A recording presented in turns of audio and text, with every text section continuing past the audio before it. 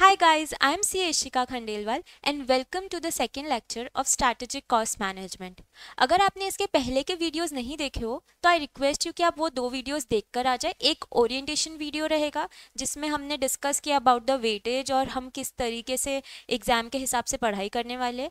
Second, अगर आपने कल का वीडियो या इसके पहले का वीडियो नहीं देखा होगा तो आप वो भी देख कर आए। उसमें हमने कुछ कॉन्सेप्ट्स देखे हैं जो आपको अभी आगे काम आने वाले हैं। तो एक छोटी सी रिवीजन कर लेते हैं। अगर आपने लेक्चर्स देखे हैं और नहीं देखा है तो आपका पहला काम ये होगा कि आप लेक्चर देख कर आ जाए। ठीक है, तो अगर हम रिवीजन शुरू करें पहले की, तो हमने पिछले क्लास में क्या देखा था? हमने ये देखा था कि फर्स्ट क्या था, बिजनेसमैन का क्या एम रहता है? प्रॉफिट अर्न करना। आप मेरे साथ साथ अगर मैं आपको क्वेश्चन पूछ रही हूँ तो आप आंसर देते रहिए ताकि आप भी उतने ही एक्साइटेड रहो और आपको चीज़ें समझे उतने अच्छे से। प्रॉफिट अर्न करना रहता है टारगेट।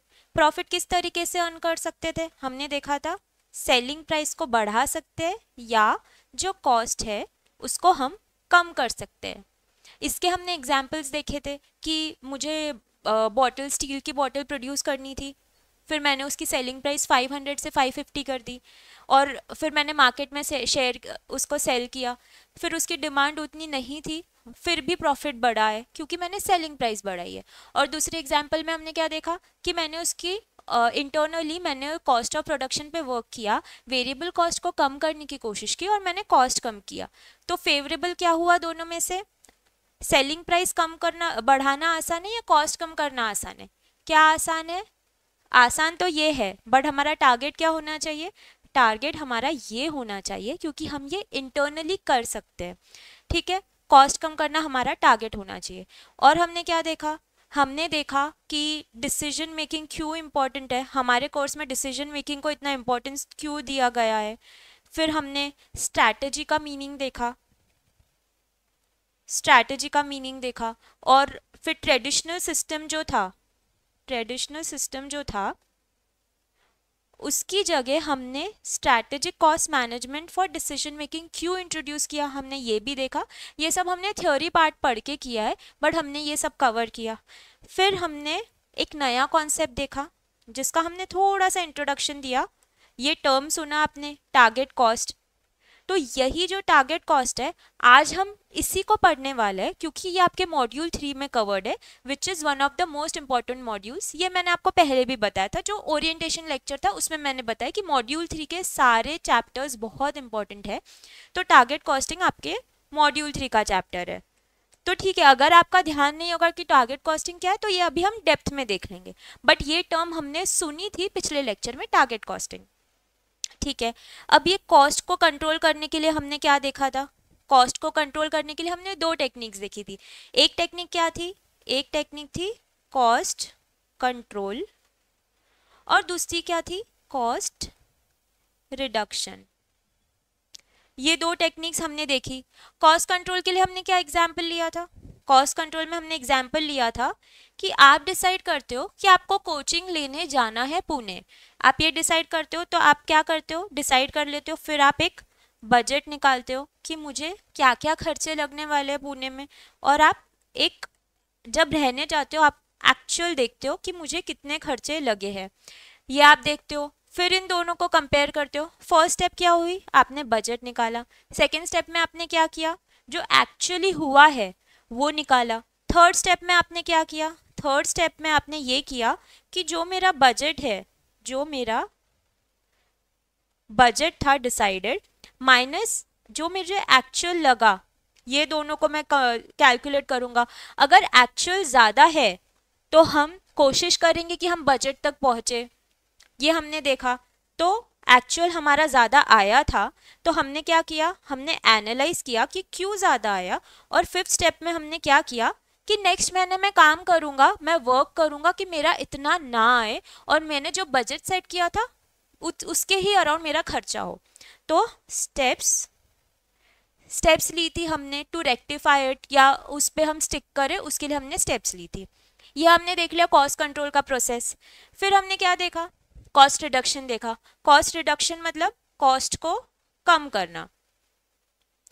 जैसे ही मैंने आपको बोला था कि कॉस्ट कम करना हमारा टारगेट होना चाहिए, इधर मैंने आपको बोला कॉस्ट कम करना हमारा टारगेट होना चाहिए। तो कॉस्ट रिडक्शन मतलब कॉस्ट कम करना है। अब कॉस्ट रिडक्शन में हमने क्या एग्जाम्पल देखा, पहला एग्जाम्पल क्या था कि हमारा एक रेस्टोरेंट है माज नाम का, इसमें हमने क्या किया था, फर्स्ट हमारा जो जनवरी मंथ था उसमें हमारा रेवेन्यू 10 लाख था और जो कॉस्ट थी हमको नॉर्मली 8 लाख लगती है, तो हमारा 2 लाख एवरेज प्रॉफिट रहता है। ये जनवरी में था। लेकिन फेब्रुअरी में क्या हुआ, फेब्रुअरी में ये हुआ कि जो वेजिटेबल की प्राइसेस है वो सडनली गिर गई, कोई भी रीजन से वो प्राइस कम हो गई, तो ये जो हमको कॉस्ट लगने वाली थी 8 लाख वो इस बार हमको 7 लाख की लगी और एवरेज जो हमारा रेवेन्यू वो 10 लाख वैसा की वैसा है। तो हमारा सिर्फ फेब्रुअरी मंथ का प्रॉफिट कितना हो गया, 3 लाख हो गया।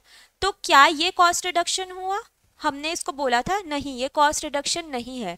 क्यों नहीं है कॉस्ट रिडक्शन, क्योंकि इट इज टेम्पररी, ये टेम्पररी है। क्या होना चाहिए cost reduction, it should be permanent, permanent reason की वजह से होना चाहिए और ये टेम्पररी रीजन है इसलिए कॉस्ट रिडक्शन में नहीं आएगा। फिर हमने एक और एग्जाम्पल क्या देखा, हमने एक और एग्जाम्पल देखा था कि हम 2 शेफ में से डिसाइड करना है, शेफ 1 और शेफ 2, ये बहुत एक्सपर्ट है और ये जो है दूसरा लोकल शेफ है। तो हमने सोचा था कि हम लोकल शेफ रख लेते ताकि वो कम पैसे चार्ज करेगा तो हमारी जो कॉस्ट है वो बच जाएगी। बट क्या ये तरीका है प्राइस कॉस्ट बचाने का, नहीं। हमने क्या करना चाहिए, हमने क्वालिटी पे फोकस देना चाहिए and quality should not be compromised, cost reduction should not be because of quality का डिग्रेडेशन ऑफ क्वालिटी। सो हमको क्वालिटी पे भी ध्यान देना है और हमारा टारगेट ये होना चाहिए कि it should not be temporary and it should be permanent. ये 2 पॉइंट्स देखे। अब ये हमने देखा कि क्या नहीं होना चाहिए, बट अब हमको क्या देखना है कि क्या होना चाहिए। इसके लिए हमने क्या पॉइंट्स देखे थे, हमने देखा था first example change in product design. इसकी वजह से अगर कॉस्ट रिडक्शन होता है तो हम समझ लेंगे कि इट इज़ गुड और ये एक्सेप्टेबल है। इसके लिए क्या हमने एग्जाम्पल दिया था, एग्जाम्पल हमारा ये था कि जो हमारा पीसी था, पीसी इसका ये माउस और ये सीपीयू, हाँ ये जो पर्सनल कंप्यूटर है इसकी डिज़ाइनिंग चेंज करके उन्होंने काम किया और लैपटॉप बनाया। तो जो मटेरियल्स पीसी कंप्यूटर बनाने में यूज़ होने वाले थे वो यहाँ पे कम यूज़ होंगे। हमने क्या किया, हमने इसको जो लगने वाली स्पेस है उसको भी कम कर लिया, तो मटेरियल्स कम यूज़ हो रहे हैं, इस वजह से प्रोडक्ट डिज़ाइन चेंज हुई है। प्रोडक्ट डिज़ाइन चेंज होने की वजह से इसकी कॉस्ट कटिंग भी हुई है, इसीलिए ये एक्सेप्टेबल है। तो चेंज इन प्रोडक्ट डिज़ाइन की वजह से अगर कॉस्ट कम हो रही है तो it will be known as cost reduction. फिर सेकेंड पॉइंट हमने क्या देखा था, हमने देखा था चेंज इन टेक्नोलॉजी। इसकी एग्जाम्पल हमने क्या देखी थी, इसके एग्जाम्पल में हमने देखा था कि हमारे यहाँ एक सिक्योरिटी गार्ड बैठता था, बुक लेकर वो हर एक की एंट्री करता था, बट हमने उसकी जगह डिसाइड किया कि हम एक फेशियल रिकग्निशन सिस्टम रखेंगे जिसके थ्रू लोग जो बिल्डिंग में रहते हैं वो आ सके एंड अगर मैं बिल्डिंग में ऊपर रहती हूँ तो मेरे पास ऑप्शन है कि मैं बटन प्रेस करके उनको मैं एंट्री दे दूँ।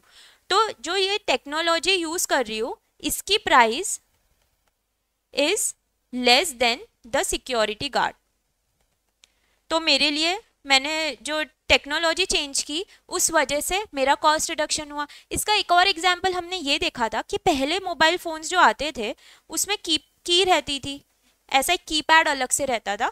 फिर उन्होंने टेक्नोलॉजी चेंज की और उन्होंने क्या इन्वेंट किया, उन्होंने इन्वेंट किए टच स्क्रीन फ़ोन्स जिसमें आपको वो खर्चा है ही नहीं कि आपको कीज चाहिए, all you have to do is touch. तो उन्होंने ऐसी टेक्नोलॉजी इन्वेंट की, ऐसा सॉफ्टवेयर इंट्रोड्यूस किया। इस वजह से चेंज इन टेक्नोलॉजी की वजह से अगर प्राइस कम होता है तो हम उसको कॉस्ट रिडक्शन बोलते हैं। थर्ड पॉइंट हमने क्या देखा था, थर्ड पॉइंट था क्या रीजन होना चाहिए, उसके लिए हमने एग्जाम्पल देखा था चेंज इन ईदर वॉल्यूम और चेंज इन वेरिएबल कॉस्ट। इसके लिए हमने कॉमन एग्जाम्पल देखा था जिसमें हमारी कपड़े की ब्रांड थी जिसका नाम था 12। ये ब्रांड के लिए मुझे क्या चाहिए था, पेपर बैग चाहिए था। तो मैं प्रिंटिंग वाले भैया के पास गई, मैंने उनको बोला कि आप मुझे प्लीज़ ये बैग्स प्रिंट करके दे दो। उन्होंने मुझे बोला कि आप कम अमाउंट कम वॉल्यूम में अगर प्रिंट करवाना चाहोगे तो आपको बहुत कॉस्ट लग जाएगी, इसलिए आपने वॉल्यूम बढ़ाना चाहिए। वो एग्जाम्पल देखा। फिर हमने देखा एक और चॉइस क्या है, मैंने उनको रिक्वेस्ट की कि भैया प्लीज़, मैं अभी नई हूँ, मैंने नया स्टार्टअप किया, प्लीज़ थोड़ी सी वेरिएबल कॉस्ट में एडजस्टमेंट कर लो। उन्होंने मुझे थोड़ी वेरिएबल कॉस्ट कम कर दी, जिस रीज़न से मेरी कॉस्ट कम हो गई। ये भी हमने चेक किया था। तो ये थर्ड और फोर्थ पॉइंट हो गया। और एक पॉइंट क्या था, a combination of all of these, ये सबका कॉम्बिनेशन मिलाकर अगर कॉस्ट रिडक्शन हो रहा है तो उसको हम कंसिडर करेंगे कि वो कॉस्ट रिडक्शन है। ठीक है, ये हमने कल देखा। अब आज हम क्या स्टार्ट करने वाले हैं, आज हम नया टॉपिक स्टार्ट करने वाले हैं जिसका नाम है टारगेट कॉस्टिंग।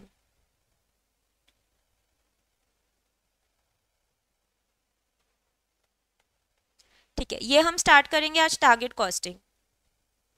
तो ये टर्म तो मैंने देखो छोटा सा इंट्रोडक्शन आपको टर्म का कल ही दे दिया था, बट ठीक है, आपका कल ध्यान नहीं होगा तो हम आज वापस पढ़ लेते हैं। अब मुझे एक बात बताओ, आप लोगों की एग्जाम्स आने वाली है, आप लोगों ने कुछ सोचा होगा, कुछ दिमाग में होगा कि भाई मुझे एक टारगेट सेट करना है कि मुझे इतने मार्क्स चाहिए। टारगेट मतलब क्या हो रहा है, टारगेट मतलब एम, टारगेट मतलब क्या हो रहा है, एम, गोल, कि भाई मुझे ये अचीव करना है, दिस इज माई टारगेट। क्या सोचा है, डोंट टेल मी आपने ये सोचा है कि मुझे बस पास होना है, बस 40 मार्क्स मिल जाए। अगर ये टारगेट रखा है तो बहुत ही गलत टारगेट है। आपका टारगेट ये होना चाहिए कि मैं एटलीस्ट क्या, मैंने एग्जामिशन से ही पास होना चाहिए हर सब्जेक्ट में। आपको ये टारगेट सेट करना है, इस बेसिस पे आपने पढ़ाई करनी है। ठीक है, अब जो भी आपने सेट किया आप उस हिसाब से पढ़ाई करो, लेकिन ये आपने सोचना चाहिए। अब बात करते हैं आगे की कि जापान में एक बार क्या होता है, जापान में 1960s में इकोनॉमिक क्राइसिस आते हैं। 1960s में इकोनॉमिक क्राइसिस आते हैं जिस रीज़न से बहुत इकोनॉमी पे फ़र्क पड़ा था। मतलब लोगों के पास परचेजिंग पावर नहीं थी, वो पैसे पे नहीं कर पा रहे थे उनकी बेसिक नीड्स अचीव करने के लिए। तो ऐसे टाइम में जो वहाँ पे बिजनेसमैन है उनको भी बहुत फ़र्क पड़ रहा था, क्योंकि ऑफकोर्स लोग खरीद ही नहीं रहे थे, तो वो उनका प्रोडक्ट कैसे बेच पाते। इस रीज़न से एक नया कॉन्सेप्ट उन्होंने इंट्रोड्यूस किया जिसका नाम है टारगेट कॉस्टिंग। अब टारगेट कॉस्टिंग का मीनिंग क्या हुआ और क्यों इंट्रोड्यूस करने की ज़रूरत पड़ी, चलो देखते हैं। अब मैं एक नई बिजनेसमैन हूँ, नॉर्मल सर्कमस्टांस में देखते हैं। मैंने सोचा कि मैं चलो ये कैलकुलेटर बनाने का, मैन्युफैक्चर करने का काम शुरू करती हूँ। अब मुझे कैलकुलेटर अगर बनाना है तो मैं क्या देखूँगी, मैं ये देखूँगी कि मुझे उसकी डिज़ाइन करनी है कि मुझे किस टाइप की डिज़ाइन चाहिए। तो मैं एक इंजीनियर अपॉइंट करूँगी कि मुझे ऐसा ऐसा डिज़ाइन करके दो। फिर उसके बाद मैं क्या करूँगी, मैं सारे रॉ मटेरियल्स कलेक्ट करना चाहूँगी कि मेरे तक रॉ मटेरियल्स आ जाए। ठीक है, मैं रॉ मटेरियल्स का देखूँगी। फिर वो रॉ मटेरियल्स से फिनिश गुड्स तक वो हो बन जाए, तब तक की मैं कॉस्ट देखूँगी। ये सब कॉस्ट मिलाकर मैं ऐड करूँगी। सपोज़ मुझे इसकी कॉस्ट लग रही है 200 रुपीज़, पूरा ये सब प्रोसेस करने के लिए मुझे 200 रुपीज़ लग रहे हैं, ये मेरी कॉस्ट हो गई।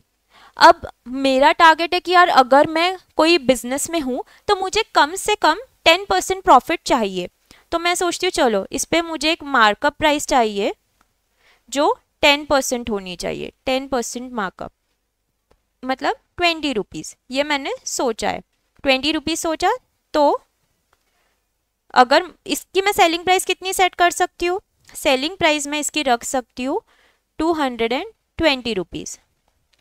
तो मुझे बताओ ये मैंने कैसे सेट किया 220 रुपीज़, ये मैंने उस बेसिस पे सेट किया कि मुझे मटेरियल कॉस्ट कितने की लग रही है। मुझे 200 रुपीज़ लगे हैं पूरा ये प्रोसेस करने, बट ज़रूरी है क्या कि मुझे जितने अमाउंट में रॉ मटेरियल मिला है आपको भी उसी अमाउंट में मिलेगा। सपोज आपके लिए ये जो एक्सपेंस मुझे 200 रुपीज़ लगा है, आपको ये 220 रुपीज़ लगा है, तो क्या आपका जो सेलिंग प्राइस आप सिमिलर रख पाओगे? आपको भी 10% इस पे मार्जिन चाहिए 22 रुपीज़, क्या आपकी सेलिंग प्राइस और मेरी सेलिंग प्राइस सेम रहेगी? आप भी चाहोगे ना प्रॉफिट अर्न करो। तो ये जो डिफरेंस हो रहा है इस कॉन्सेप्ट में, हर एक की सेलिंग प्राइस अलग अलग हो रही है क्योंकि मैं खुद डिसाइड कर रही हूँ कि मेरे लिए कॉस्ट क्या पड़ रही है। तो ये होता था ट्रेडिशनल कॉस्टिंग सिस्टम में। Traditional costing system. इसमें ये होता था कि हर एक जो सेलर है वो अपनी प्राइस खुद डिसाइड करता था, उसको जिस हिसाब से कॉस्ट ऑफ प्रोडक्शन लग रही है उस बेसिस पे। अब मुझे बताओ, कहीं कोई कंट्री में अगर इकोनॉमिक क्राइसिस है तो क्या वो ये कॉन्सेप्ट फॉलो कर सकते हैं कि मुझे इतना प्राइस लग रहा है तो मैं ये सेट करूंगा? लोग खरीदेंगे ही नहीं, बिकॉज उनके पास पैसे नहीं है ये करने के लिए।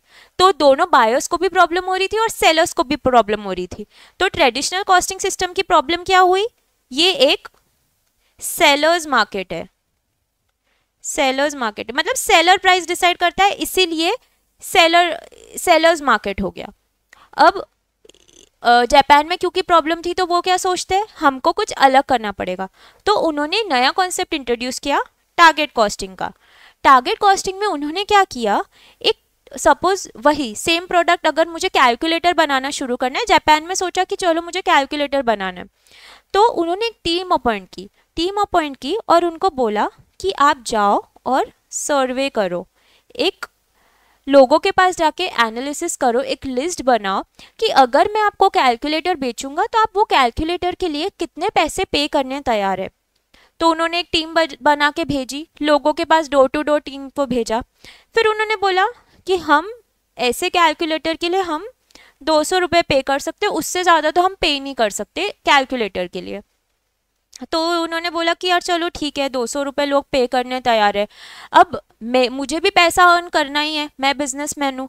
अब मैं प्राइस उतनी रखूंगा कि लोग खरीदे मेरा प्रोडक्ट। तो मैं सोचती हूँ चलो ये मैं मेरी सेलिंग प्राइस रख देती हूँ क्योंकि पीपल आर विलिंग टू पे दिस मनी। बट अब मैं 200 रुपये लोग बोल रहे हैं तो मैं 200 रुपये में तो प्रोडक्ट नहीं दूंगा, मुझे मेरा प्रॉफिट भी चाहिए और प्रॉफिट आने के बाद ही मैं डिसाइड करूंगा कि मैं ये कर सकता हूँ कि नहीं।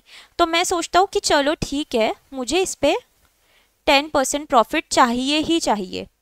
तो 10% इसमें मुझे प्रॉफिट चाहिए, मतलब 20 रुपये का प्रॉफिट मुझे इसमें चाहिए। तो कॉस्ट कितनी हो जाएगी? कॉस्ट हो जाएगी 180 रुपीज़। कैसे आई कॉस्ट? ये कॉस्ट कैसे आई? हमने क्या किया, लोगों से पूछा कि आप कितने में प्रोडक्ट खरीदना चाहोगे। लोगों ने 200 रुपये बोला। अब मैं बिजनेसमैन हूँ, मुझे प्रॉफिट चाहिए, मुझे प्रॉफिट से ही मतलब है अल्टीमेटली। तो मैंने डिसाइड किया कि मुझे 10% मतलब 20 रुपये प्रॉफिट चाहिए पर प्रोडक्ट। तो ये दोनों अगर मेरे पास थे तो कॉस्ट कैसे आई? कॉस्ट ऐसे आई, cost is equal to targeted selling price, मतलब ये जो टारगेट था selling price minus target profit. मैंने इसमें पहले ही टारगेट सेट किया कि मुझे इतना प्रॉफिट चाहिए। तो पहले के सिस्टम में हमने क्या देखा, ट्रेडिशनल कॉस्टिंग सिस्टम में हमने देखा था कि पहले लोग अपनी कॉस्ट ऑफ प्रोडक्शन देखते हैं। तो इधर मैं अगर देखूं, ट्रेडिशनल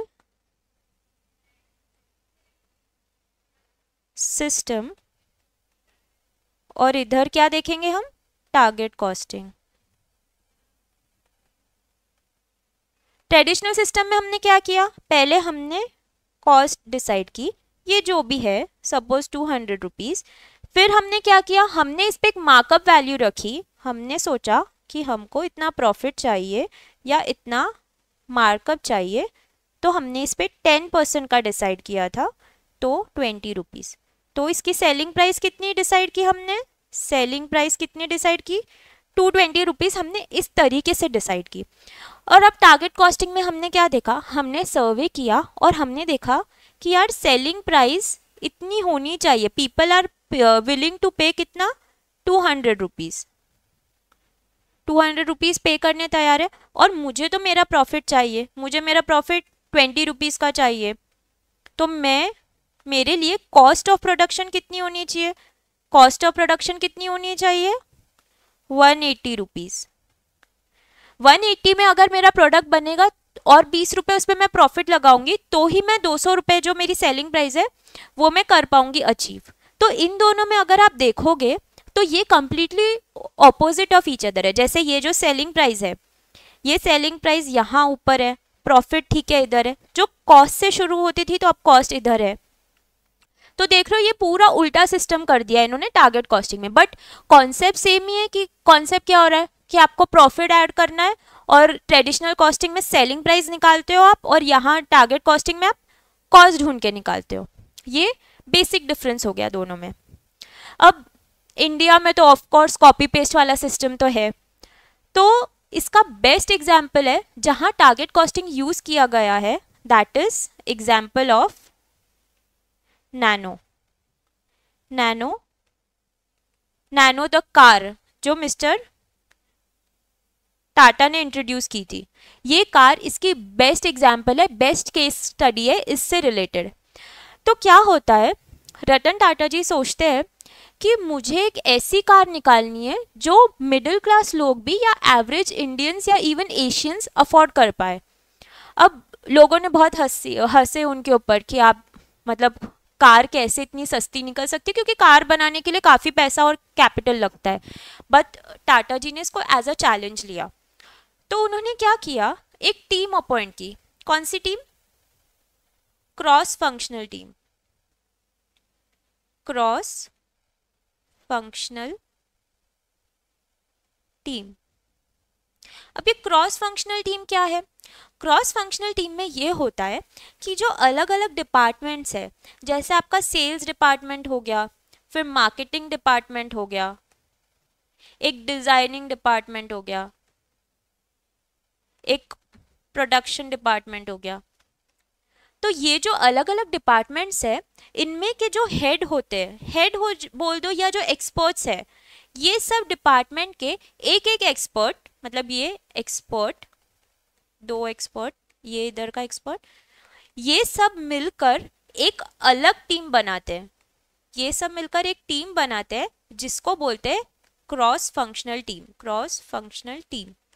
तो बेसिकली ये सब एक्सपर्ट्स है अलग अलग टीम के, और ये अपने काम में माहिर है। ऐसे टाटा जी ने एक टीम बनवा ली कि मुझे एक ऐसी टीम दे दो, और उन्होंने उनको अपना विजन बताया कि यार मेरा विजन है कि मुझे एक ऐसी ऐसी कार चाहिए जो लोगों तक, मिडिल क्लास लोगों तक भी पहुंचे और सबके पास होनी चाहिए। ठीक है, अब इन्होंने टारगेट कॉस्टिंग का सिस्टम इनको यूज़ करना और पसंद आ गया, जापान ने जो यूज़ किया था। तो ये सोचते कि चलो ये सिस्टम अपन यूज़ करते हैं। तो इन्होंने इनकी जो टीम है, टीम को भेजा सर्वे करने, डोर टू डोर सर्वे करने। लोगों को पूछा कि अगर मैं आपको एक ऑफर दूं कि आप को मैं कार देना चाहता हूँ, तो आप कितने में खरीदोगे? How much are you willing to pay for a car? अब कुछ लोगों ने तो इग्नोर किया कि यार कैसा क्वेश्चन है, अभी मतलब मेरे खुद के खर्चे नहीं निकल रहे, मैं कहाँ से कार लूँ। कुछ लोगों ने जेन्युइनली सोचा और उन्होंने बोला कि देखो, टू व्हीलर जो आती है वो अराउंड 70,000 to 80,000 आती है, बट अगर मुझे 20-30 हज़ार ऐड करके अगर मुझे कार मिल रही है तो वाई नॉट, क्योंकि हम 3-4 लोग तो टू व्हीलर पे चले ही जाते हैं, कार में हम 5 लोग भी आ जाएंगे, तो बढ़िया हम कंफर्टेबल रह के ट्रैवल कर सकते हैं। तो ऐसे उन्होंने सर्वे किया, तो उनको रियलाइज हुआ कि लोग जो है वो 1 लाख रुपए पे करने के लिए तैयार है फॉर अ कार।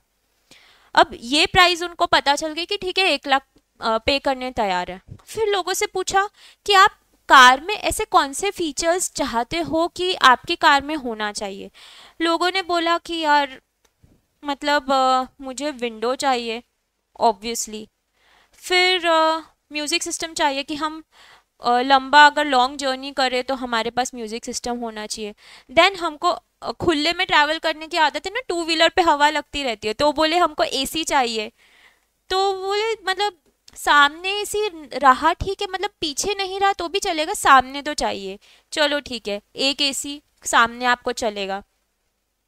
ये इन्होंने बेसिक रिक्वायरमेंट्स लोगों से लिख के ले ली। फिर क्या हुआ, ये टीम गई टाटा जी के पास, इन्होंने रिक्वायरमेंट्स बता दी और टाटा जी को बोला कि 1 lakh people are willing to pay for this. तो टाटा जी ने क्या बोला कि अगर लोग 1 लाख रुपए पे करने के लिए तैयार है तो हम हमारी target selling price, target selling cost, target selling price हमको मिल गई, हमारी टारगेट सेलिंग प्राइस क्या हो गई 1,00,000 रुपए, क्योंकि लोग पे करने तैयार है।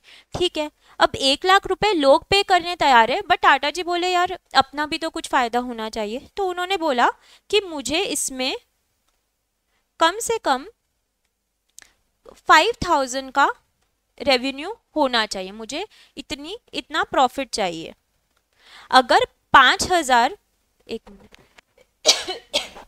सॉरी, अगर 1,00,000 का सेलिंग प्राइस सेट किया है और 5,000 का प्रॉफिट वो चाहते हैं, तो उनको कॉस्ट कितनी रखनी पड़ेगी? कॉस्ट उनको रखनी, कॉस्ट ऑफ प्रोडक्शन कितने में होना चाहिए? 1,00,000 माइनस 5,000 विच इज 95,000। एक मिनट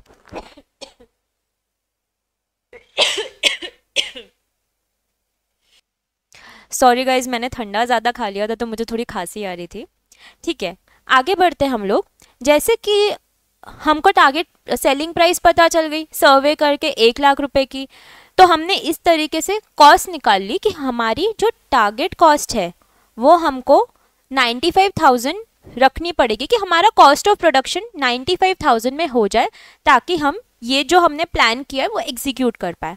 तो ठीक है, इन्होंने ये जो पूरा उनका विजन है, टारगेट कॉस्ट, ये भी उन्होंने दे दिया अपने टीम को कि डिज़ाइनिंग टीम अब आप काम पे लग जाओ और मुझे ये कार 95,000 में आप पूरा प्रोड्यूस करके बता दो। तो ये लोग टीम जो है वो सब अपना काम करते हैं, और उन्होंने क्या किया, कार की जो प्राइस है वो सर टाटा जी को बताई कि सर हमारे कार की कॉस्ट जो है वो 1,05,000 हो रही, हमको ये कार प्रोड्यूस करने 1,05,000 लग रहे हैं। अब टाटा जी ने बोला यार मैंने डिक्लेयर कर दिया कि ये कार आप लोगों को 1,00,000 में मिलेगी और इकोनॉमिकल कार है, अब मैं 1,05,000 नहीं बोल सकता ना, मुझे यही प्राइस सेट करनी है और मुझे बस आप कैसे भी करके ये पूरा करके दो।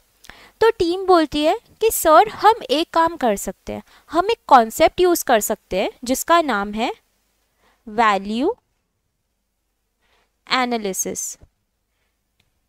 तो वैल्यू एनालिसिस में ये होता है कि इसमें दो पार्ट्स होते हैं। एक होता है ऐसी कॉस्ट जो आपके प्रोडक्शन में वैल्यू ऐड करती है, डायरेक्टली वैल्यू ऐड करती है, तो value added cost, and this is non value added cost. तो ये हमारे प्रोडक्शन में दो टाइप की कॉस्ट इन्वॉल्व होती है।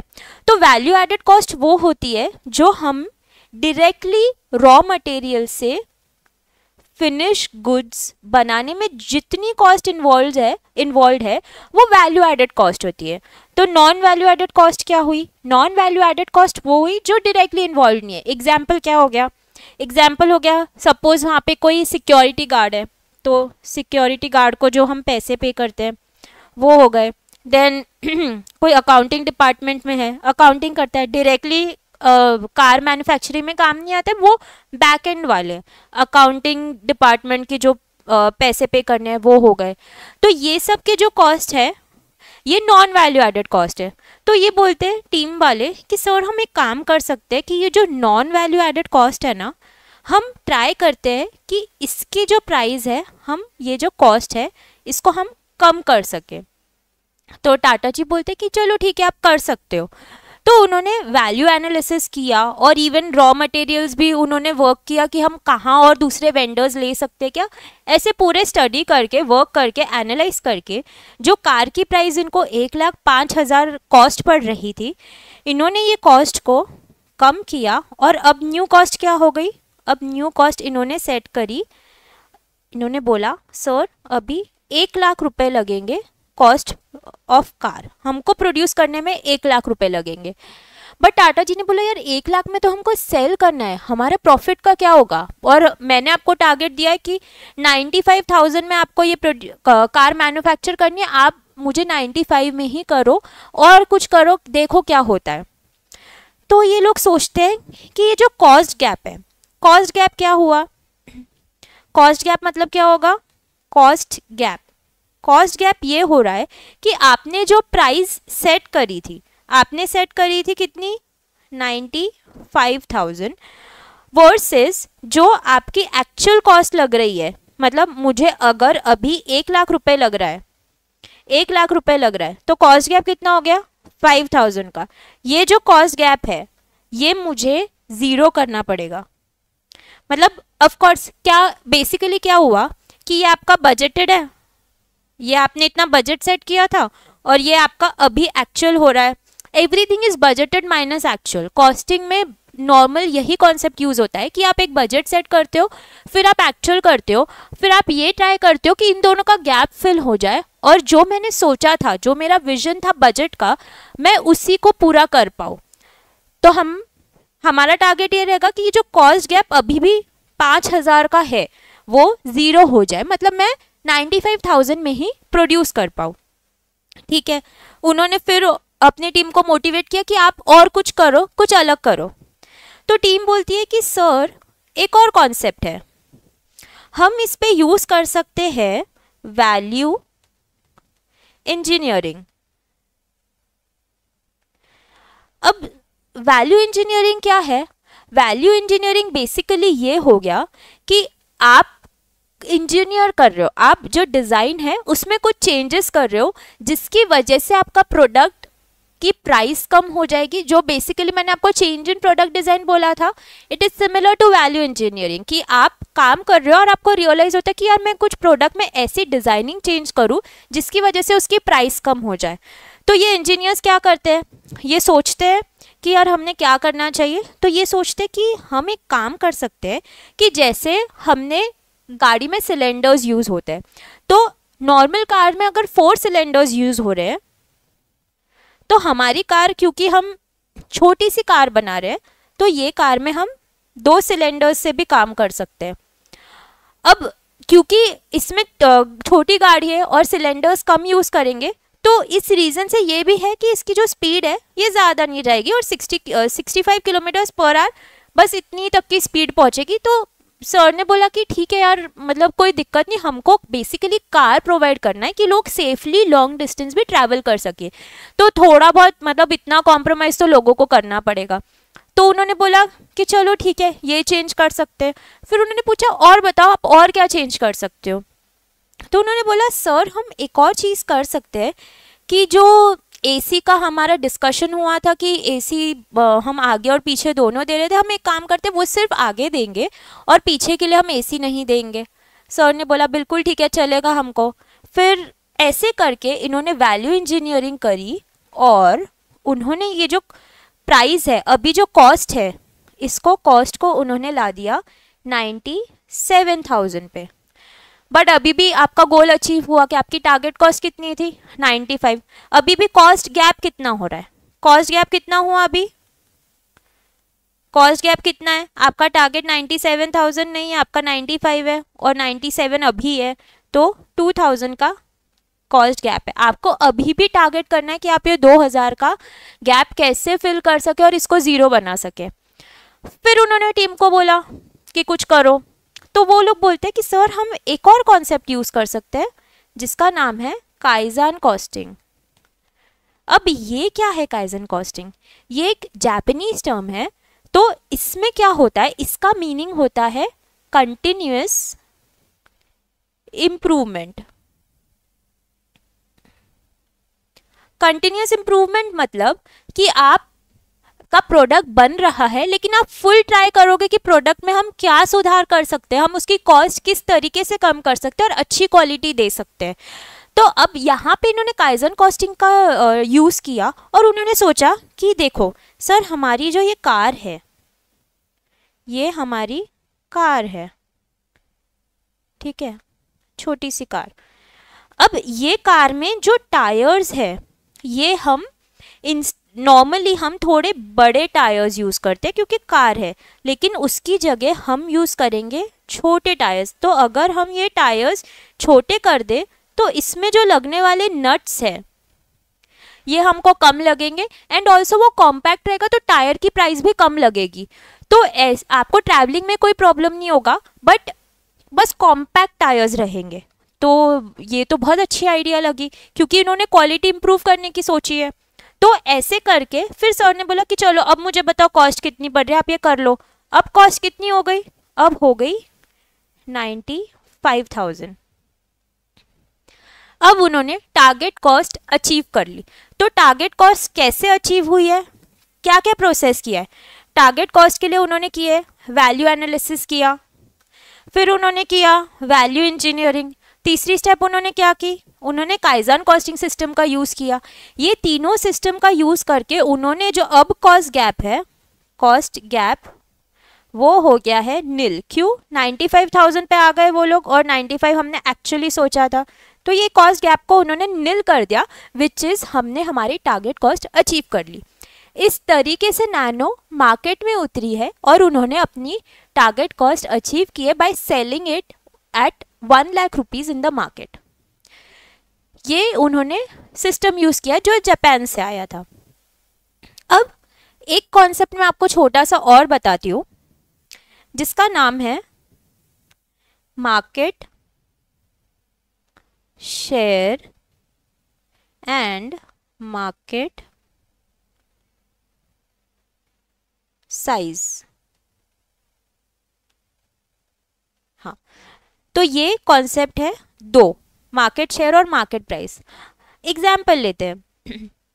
एग्जाम्पल में ये है कि मैं एक मोबाइल मैन्युफैक्चरर हूँ। कौन सी? मेरी कंपनी का नाम है सैमसंग, मैं सैमसंग की ओनर हूँ, ठीक है। अब इंडिया में कितने यूजर्स होंगे मोबाइल फ़ोन के? इंडिया में अराउंड 100 करोड़ यूजर्स है मोबाइल फ़ोन के, 100 करोड़ यूजर्स है। इसमें से कुछ लोग हैं जो एंड्रॉयड यूज़ करते हैं और कुछ बिगड़े हुए बच्चे हैं जो एप्पल यूज़ करते हैं। आप मेरा इग्नोर करो, मैंने खुद के पैसे से लिया है, आप लोग भी कमाओ और बिल्कुल लो, ठीक है। सॉरी। तो इसमें से कुछ 100 करोड़ में से समझ लो आप एंड्रॉयड यूजर्स होंगे 80 करोड़, क्योंकि मेजॉरिटी पॉपुलेशन एंड्रॉयड यूज़ करता है, और 20 करोड़ पकड़ लो कि आप एप्पल यूजर्स रहेंगे। अब एप्पल यूजर्स का तो ठीक है, हो गया।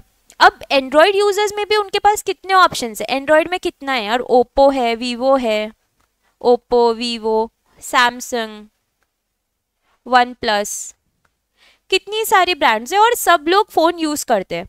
बट इसमें से सैमसंग के जो प्रोडक्ट्स यूज़ करते हैं, ये 80 करोड़ में से वो कितने हैं?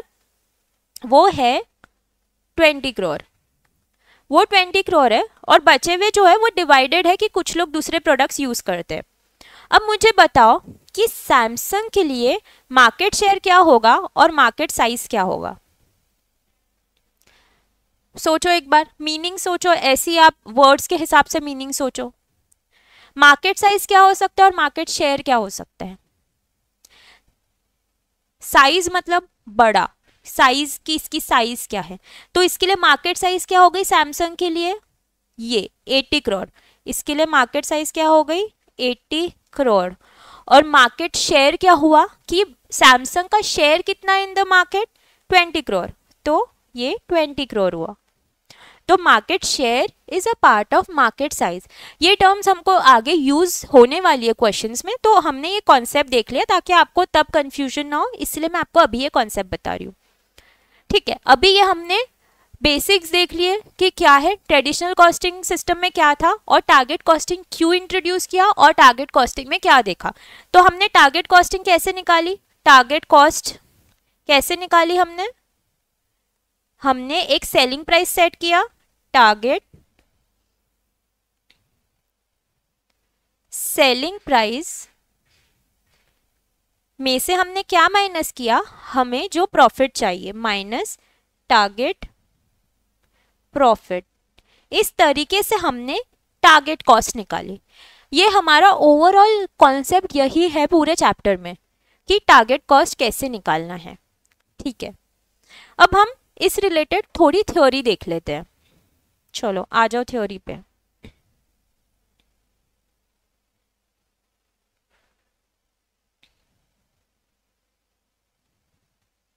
हाँ जी, ट्रेडिशनल कॉस्टिंग सिस्टम और cost plus pricing. Process of calculating selling price. Product is designed as per one's wish. ये मैंने आपको बताया कि मुझे बॉटल प्रोड्यूस करनी है तो मेरे हिसाब की मैं डिजाइनिंग दूंगी, ठीक है। All the costs involve in production are calculated. ये भी हमने देखा कि जो मटेरियल लगने वाले हैं, रॉ मटेरियल, पूरे जो रॉ मटेरियल से फिनिश गुड्स बनने तक जितने भी मटेरियल है वो मैं देख रही हूँ कि कॉस्ट कितनी लग रही है। अ डिजायर्ड प्रॉफिट और मार्कअप इज एडेड, ये हमने देखा, बॉटल का एग्जाम्पल देखा इसमें कि 200 की बॉटल है, मुझे 10% चाहिए था, इस पे 20 रुपए, तो 220 rupees. SP is achieved by adding 2 and 3, selling price कैसे अचीव हो गई, कॉस्ट में मैंने मार्कअप ऐड किया, selling price is achieved, simple, ठीक है। ये हमारा ट्रेडिशनल सिस्टम में होता था। तो total cost plus desired profit is equal to target selling price, done. एक क्वेश्चन देख लेते हैं। Mr. A is engaged in manufacturing of an item and he discloses following figures of cost. Manufacturing process में है और वो following figures बताता है। He wants to earn a profit with 10% markup on total cost. किस पे, total cost पे 10% उसको profit चाहिए, ठीक है। Total variable cost per unit is 100 per unit variable cost है per unit. Total fixed cost per annum is 2 lakh, तो ये 2 लाख टोटल फिक्स्ड कॉस्ट है, पर यूनिट नहीं दी गई है। Total estimated number of units sold 4000 units, calculate target selling price. See, अगर आपको 1 मिनट चाहिए ये सॉल्व करने तो आप वीडियो पॉज कर लो और बिल्कुल निकाल लो। आप इवन ये कैलकुलेटर पे भी सॉल्व कर सकते हो क्योंकि बहुत बेसिक क्वेश्चन है, आप लोगों ने इंटर में भी देखा होगा। और इनकेस अगर आपको नहीं भी आ रहा होगा तो कोई बात नहीं, हम लोग अभी देख लेंगे जिस हिसाब से आपके पूरे कॉन्सेप्ट्स क्लियर हो जाएंगे, ठीक है। अब इसको हम 2 तरीके से सॉल्व कर सकते हैं, एक है ये ऑप्शन 1, ये है ऑप्शन 2। आप एक बार ये देख लो ताकि आपको समझ जाए, फिर आप वीडियो पॉज कर लेना, 1 मिनट के लिए पॉज कर लो और फिर इसको कॉपी कर लेना, ठीक है। अभी यहाँ क्या दिया है, total variable cost per unit, हमको क्या दी गई है, वेरिएबल कॉस्ट पर यूनिट कितनी दी गई है, इधर ₹100, ठीक है। फिर क्या दिया गया है, फिक्स्ड कॉस्ट, फिक्स्ड कॉस्ट कितनी दी है हमें, 2 लाख। ये 2 लाख क्या है, टोटल फिक्स्ड कॉस्ट। अब 2 लाख अगर टोटल फिक्स्ड कॉस्ट है तो मुझे अगर पर यूनिट चाहिए तो मैं क्या करूंगी, divided by number of units, कितनी आएगी ये, ₹50।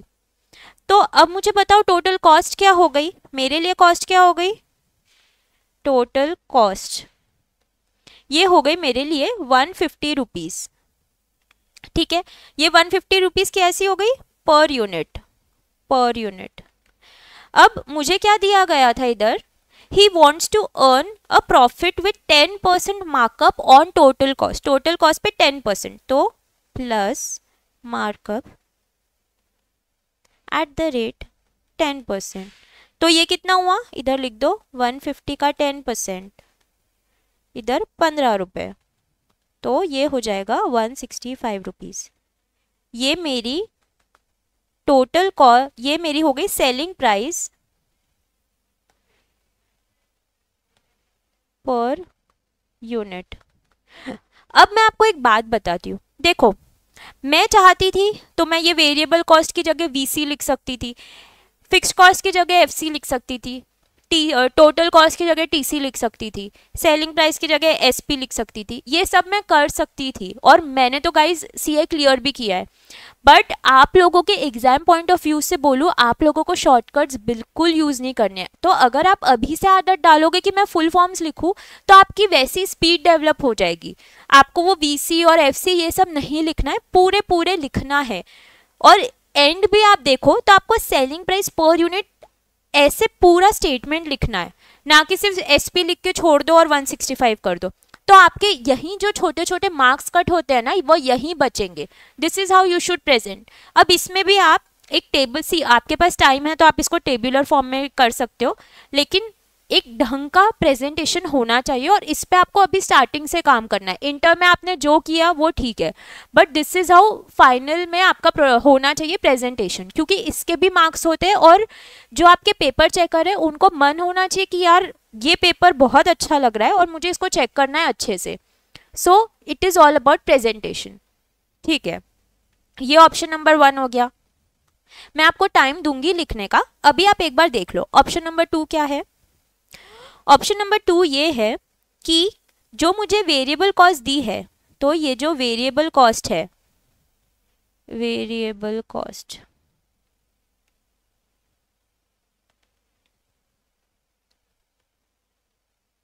वेरिएबल कॉस्ट ये मुझे पर यूनिट दी है।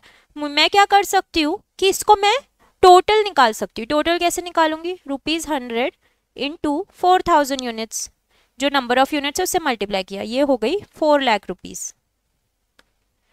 इसमें मैं ऐड करूंगी फिक्स्ड कॉस्ट। फिक्स्ड कॉस्ट मुझे कितनी दी है, टोटल फिक्स्ड कॉस्ट ₹2 लाख। तो मेरी इस हिसाब से कॉस्ट क्या हो गई, टोटल कॉस्ट ये हो गई 6 लाख रुपीज। अब मुझे इसको पर यूनिट निकालना है, तो मैं कैसे निकालूंगी, इसको मैं डिवाइड करूंगी by number of units. Number of units कितने हैं मेरे, 4000। तो मेरी पर यूनिट कॉस्ट कितनी आएगी, सेलिंग प्राइस कितनी आएगी, ₹165 सेलिंग प्राइस पर यूनिट। ठीक है, तो ये हमारी टारगेटेड सेलिंग प्राइस हो जाएगी। अब आप ये कर सकते हो, 1 मिनट आप आपकी स्क्रीन रिकॉर्ड, आप स्क्रीन पे पॉज ले लो और आप ये लिख लो। तो ये ऑप्शन 1 आपको ऐसे नहीं लिखना है, आप ऑप्शन 1 लिखो और उसके नीचे एक हेडिंग दो ऑप्शन 2 और फिर ये कॉपी करो। आपको ये क्वेश्चन देखो, ये जो आपको जब इसकी पीडीएफ मिलेगी यहाँ पे मैं स्पेस छोड़ने वाली हूँ, बट आई होप आपने अभी तक एक रजिस्टर बना लिया होगा, तो आप उसमें ये लिख लीजिए क्वेश्चन, पूरा क्वेश्चन लिख लीजिए और ये आंसर इस तरीके से लिखिए। ये आपके कॉन्सेप्ट क्लैरिटी के लिए, मतलब सबसे बेसिक क्वेश्चन है। इट इज नॉट लाइक कि यही आपको ऐसे टाइप के क्वेश्चन एग्जाम में आएंगे। एग्जाम में एडवांस वर्जन आएगा ऑफ दीज क्वेश्चंस, बट ये अभी हम हमारे कॉन्सेप्ट्स क्लियर कर रहे हैं, तो आप ये नोट डाउन कर लीजिए।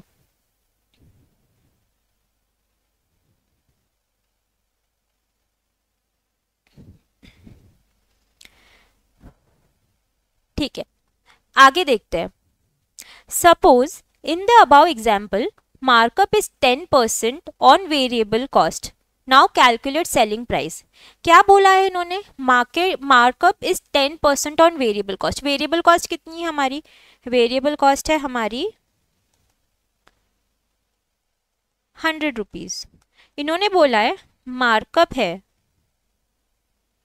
जो वो है 10%। तो हम क्या करने वाले हैं, हम आप एक बार सॉल्व करो तो क्या आंसर करोगे आप, देखते हैं चलो।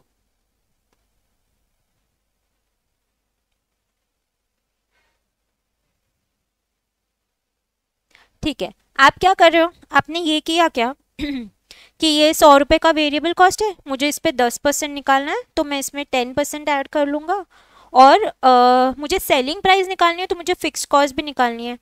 फिक्स कॉस्ट पर यूनिट यही मैंने निकाला था, फिक्स कॉस्ट पर यूनिट कितनी थी, 50 रुपीज़, ₹50। तो मेरी सेलिंग प्राइस क्या हो गई इस हिसाब से, selling price, target selling price, selling price ये कितनी हो गई, 160 रुपीज़। आपका आंसर ये है क्या यही है आंसर आपका, तो ये बिल्कुल भी गलत है, ये आंसर गलत है। एक कॉन्सेप्ट अब आपको मैं बताती हूँ क्या है क्या होता है, जो आपको ये markup is 10% on variable cost लिखा जाता है ना, इसका ये मार्कअप का मीनिंग क्या होता है, जब जब आया आपको कि markup is this % on variable cost, इसका मीनिंग होता है कि variable cost plus markup is equal two variable cost plus fixed cost plus the profit. तो बेसिकली जो ये मार्कअप है ये इंक्लूड करता है आपका फिक्स्ड कॉस्ट और प्रॉफिट। तो आपको अलग से ये जो फिक्स्ड कॉस्ट है ना ये ऐड नहीं करनी है। तो अगर ये केस में आपको अगर सेलिंग प्राइस निकालनी है तो आप सेलिंग प्राइस ऐसे निकालोगे कि वेरिएबल कॉस्ट जो है वो ₹100 है और add markup plus markup at the rate 10% is equal to ₹10 तो आपकी जो सेलिंग प्राइस होगी वो 110 होगी, ना कि 160। तो अलग से फिक्स्ड कॉस्ट नहीं ऐड करनी है, because this markup is including the fixed cost. ये कॉन्सेप्ट आपको याद रखना है, ये छोटा सा कॉन्सेप्ट है, बट जब एग्जाम में बड़े बड़े क्वेश्चंस आते हैं तब आप ये छोटी छोटी गलतियां करते हो। तो ये सिर्फ कब एप्लीकेबल है, जब आपको दिया है markup is -% on variable cost. तो ये एक इम्पॉर्टेंट कॉन्सेप्ट है। मैं आपको इसको अच्छे से लिख के देती हूँ, फिर आप उस हिसाब से प्रेजेंटेशन कर सकते हो। अब आप चाहो तो मेरे साथ भी लिख सकते हो ताकि आपका भी टाइम बच जाए। ठीक है,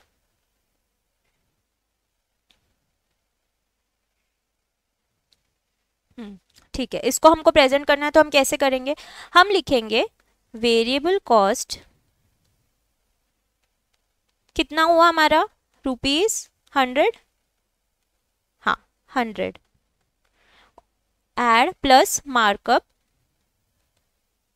@10%, ₹10, ये हो गया रुपीस, तो हमारा टारगेट सेलिंग प्राइस ये हमारा ₹110 हो गया। आप ये कर सकते हो कि आप यहाँ पे एक ये भी कर दो कि जैसे वेरिएबल कॉस्ट 100 लिख दो, इसमें मार्कअप लिख दो, ये आप शॉर्टकट भी लिख लो क्योंकि ये हमारे समझने के लिए, इसमें 10% मार्कअप कर दिया और यहाँ फिक्स्ड कॉस्ट भी लिख लो ₹50। ऐसे करके आप 160 कर दो और इसको ऐसे कैंसिल कर दो, रॉन्ग लिख दो, ताकि आपको समझ में आए कि क्या नहीं करना है। इससे आपको क्लैरिटी मिल जाएगी। और एक नोट लिख लो नीचे, नोट कि markup on variable cost includes fixed cost and desired profit। एक ऐसी नोट लिख लो ताकि आपको ये कॉन्सेप्ट याद रहे और आप जब रिवीजन करो तो फटाफट हो जाए। ठीक है, आप ये जल्दी से लिख लो स्क्रीन पॉज करके।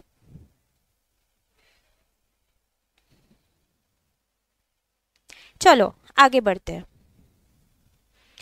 आगे की थ्योरी हम देखते हैं, target costing system. In traditional method we calculate target selling price by adding desired profit on our cost। कैसे कैलकुलेट किया था हमने पहले, कॉस्ट पे प्रॉफिट ऐड करके।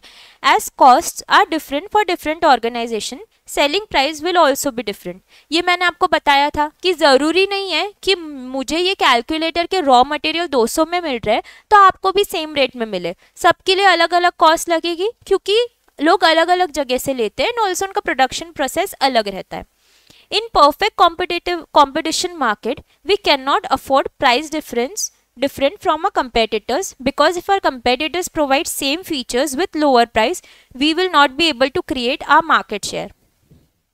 अभी मैंने आपको मार्केट शेयर का कॉन्सेप्ट बताया कि मार्केट शेयर नहीं क्रिएट कर पाएंगे। क्यों नहीं क्रिएट कर पाएंगे, क्योंकि अगर मैं ये कैलकुलेटर 200 में बेच रही हूँ बट मेरा कंपेटिटर ये सेम कैलकुलेटर 180 में बेच रहा है, तो लोग उससे खरीदेंगे ना, मेरे पास क्यों आएंगे। मुझे कितनी भी कॉस्ट लगे, मुझे इसको बनाने के लिए अगर 180 लग रहा है रुपीज, डजेंट मैटर, लोगों को कितने में मिल रहा है उस हिसाब से लोग खरीदना चाहेंगे।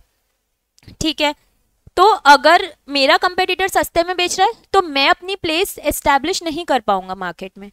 ठीक है, as we can't keep our selling price higher, we can only control our cost. ये मैंने आपको बोला था कि मार्केट में हम लोग सेलिंग प्राइस नहीं बढ़ा सकते क्योंकि फिर वो हमारे लिए प्रॉफिटेबल नहीं रहेगा। हमने हमारी कॉस्ट कम करने पे फोकस करना चाहिए। By doing so we can earn profit and also create a market share. सही बात है कि हम ऐसे करके हमारी पोजिशन बना लेंगे। ठीक है, target costing is defined as a structured approach for determining the cost at which a proposed product with specified functionality and quantity must be produced to generate a desired level of profitability as its anticipated selling price। कुछ समझा क्या? रुको मैं समझाती हूँ। इसमें आपको क्या करना होता है, जब इतने बड़े बड़े सेंटेंसेस होते हैं जिसमें बहुत सारी चीज़ें रहती है, आपको वो सेंटेंस को ब्रेक लगाना पड़ता है जहाँ तक मीनिंग बन रहा है। देखते हैं। तो target costing is defined as a structured approach for determining the cost. ये यहाँ पे आप एक ब्रेक लगा दो। At which a proposed product with specified functionality and quantity must be produced. यहाँ एक सेकेंड ब्रेक लगा दो, मतलब ये फर्स्ट पार्ट हो गया, ये सेकेंड पार्ट हो गया। To generate a desired level of profitability, ये तीसरा पार्ट हो गया और ये चौथा पार्ट हो गया। तो आपको जब जब कोई थ्योरी का प्रिपरेशन करना है, आप ये यूज कर सकते हो कि बहुत बड़ा, और कभी कभी ऐसे होता है यार सब ऊपर से जा रहा है, तो this is how you should do it कि सेंटेंस को डिवाइड करो जहां तक मीनिंग हो रहा है। अब देखो अब सिर्फ ये पार्ट्स पढ़ के देखो। अ structured approach for determining the cost. Cost determine करने के लिए एक अप्रोच, एक स्ट्रक्चर्ड अप्रोच है, ठीक है। At which a propose product with specified functionality and quantity must be produced. मतलब क्या लिखा है, ऐसी कॉस्ट जिस पे एक स्पेसिफिक फंक्शनैलिटी पे प्रोडक्ट प्रोड्यूस होना चाहिए, ठीक है। To generate a desired level of profitability, मतलब ऐसे फंक्शन, मतलब स्पेसिफाइड फंक्शन और हमारा स्पेसिफिक लेवल ऑफ प्रॉफिटेबिलिटी होनी चाहिए, ठीक है। As its anticipated selling price, मतलब वही सेलिंग प्राइस पे हमको वही स्पेसिफिक फंक्शन के साथ स्पेसिफिक प्रॉफिट के साथ हमको एक अप्रोच यूज करनी है और कॉस्ट डिसाइड करनी है। ये हुआ इसका मीनिंग। ये डेफिनेशन आपके एग्जाम में आपको डायरेक्टली नहीं पूछेंगे कि टारगेट कॉस्टिंग डिफाइन करो, बट आपको पता होना चाहिए क्या है, इसीलिए हमने ये डेफिनेशन दी है, ठीक है। तो बेसिकली टारगेट कॉस्ट क्या है? टारगेट कॉस्ट क्या है? Selling price minus profit. Simple, अभी तक हमने बहुत बार देख लिया है, तो ये अब आपको आ जाना चाहिए। बहुत बेसिक है, ऐसे बैठ के लर्न करने की जरूरत नहीं है क्योंकि हम हर चीज समझ कर ले रहे हैं, ठीक है। अब एक एग्जाम्पल लेते हैं छोटा सा। Again these are concept clearing examples. A company wants to produce a new product that it plans to sell for 100 rupees. Sell करने का प्लान है तो ये सेलिंग प्राइस हो गई। The company wants to earn a margin of 30% on sale of each product, calculate the target cost. क्या earn करना है उनको? 30% मार्जिन ऑन सेल। तो मुझे बताओ, क्या मेरे पास सेलिंग प्राइस है? सेलिंग प्राइस है, बिल्कुल है, ₹100। क्या मेरे पास प्रॉफिट है? बिल्कुल है। प्रॉफिट मार्जिन कितनी चाहिए? 30% ऑन सेल। तो मैं प्रॉफिट मार्जिन लिख दूँ, इधर प्रॉफिट लिख देती हूँ। 30% ऑफ सेल, 30%, इसका 30%, तो इधर क्या आ जाएगा? ₹30। अब मुझे बताओ कॉस्ट क्या रहेगी? टारगेट कॉस्ट, इसको ऐड करना है या सब्ट्रैक्ट करना है? प्रॉफिट को सब्ट्रैक्ट करना है, तो ये हो जाएगी ₹70। ये हमारी टारगेट कॉस्ट है। ये simple formula, target cost is target selling price minus target profit. ये आप लिख लो, यही स्पेस है। और आप अगर आप नोटबुक में लिख रहे हो तो क्वेश्चन भी लिख लो साथ में, स्क्रीन पॉज करके, ठीक है। आगे चलते हैं। Tara started a business of manufacturing keyboard in market. Keyboard having same function and quality is selling at 400। क्या दिया है ये? सेलिंग एट 400, मतलब ये हमको सेलिंग प्राइस दे दी। Tara invested 30 lakh and wants to earn 20% profit, 20% per annum on investment. क्या है? उसने कितना अमाउंट इन्वेस्ट किया? 30 लाख इन्वेस्ट किया, और उसको कितना रिटर्न चाहिए? 20% return on investment. Return on investment मतलब क्या हो रहा है? कितना प्रॉफिट कितना हो रहा है, मतलब उसको चाहिए 30 लाख का 20% प्रॉफिट, 6 लाख रुपए कि वो एक्सपेक्ट करती मुझे 6 लाख रुपए मिलने चाहिए। She is expecting total sales of 10,000 keyboards in present year, calculate target cost of keyboard. क्या एक्सपेक्ट कर रही है वो? कि मुझे 10,000, ये जो नंबर ऑफ कीबोर्ड्स है वो उतने सेल हो जाएंगे, ठीक है। तो टारगेट कॉस्ट निकालनी है। अगर आप 1 मिनट वापस आपको सॉल्व करना है, आप कैलकुलेटर पे भी सॉल्व कर सकते हो, और नहीं लगता है तो आप जल्दी से एक रफ कैलकुलेशन कर लो, फिर मैं आपको सॉल्व करके बताऊंगी।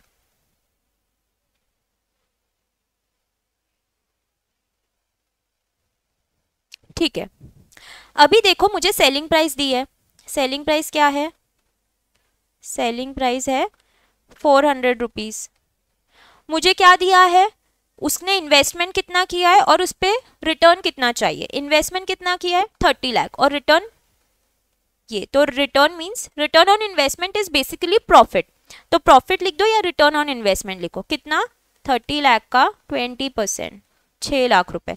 पर ये 6 लाख एक यूनिट के लिए है क्या, क्योंकि सेलिंग प्राइस तो एक यूनिट के लिए, एक यूनिट के लिए नहीं है, ये कितने यूनिट्स के लिए, 10,000 यूनिट्स के लिए, 10,000 यूनिट्स के लिए। तो हमको पर यूनिट निकालना है, तो कैसे निकालेंगे हम, 6 लाख डिवाइडेड बाय 10,000,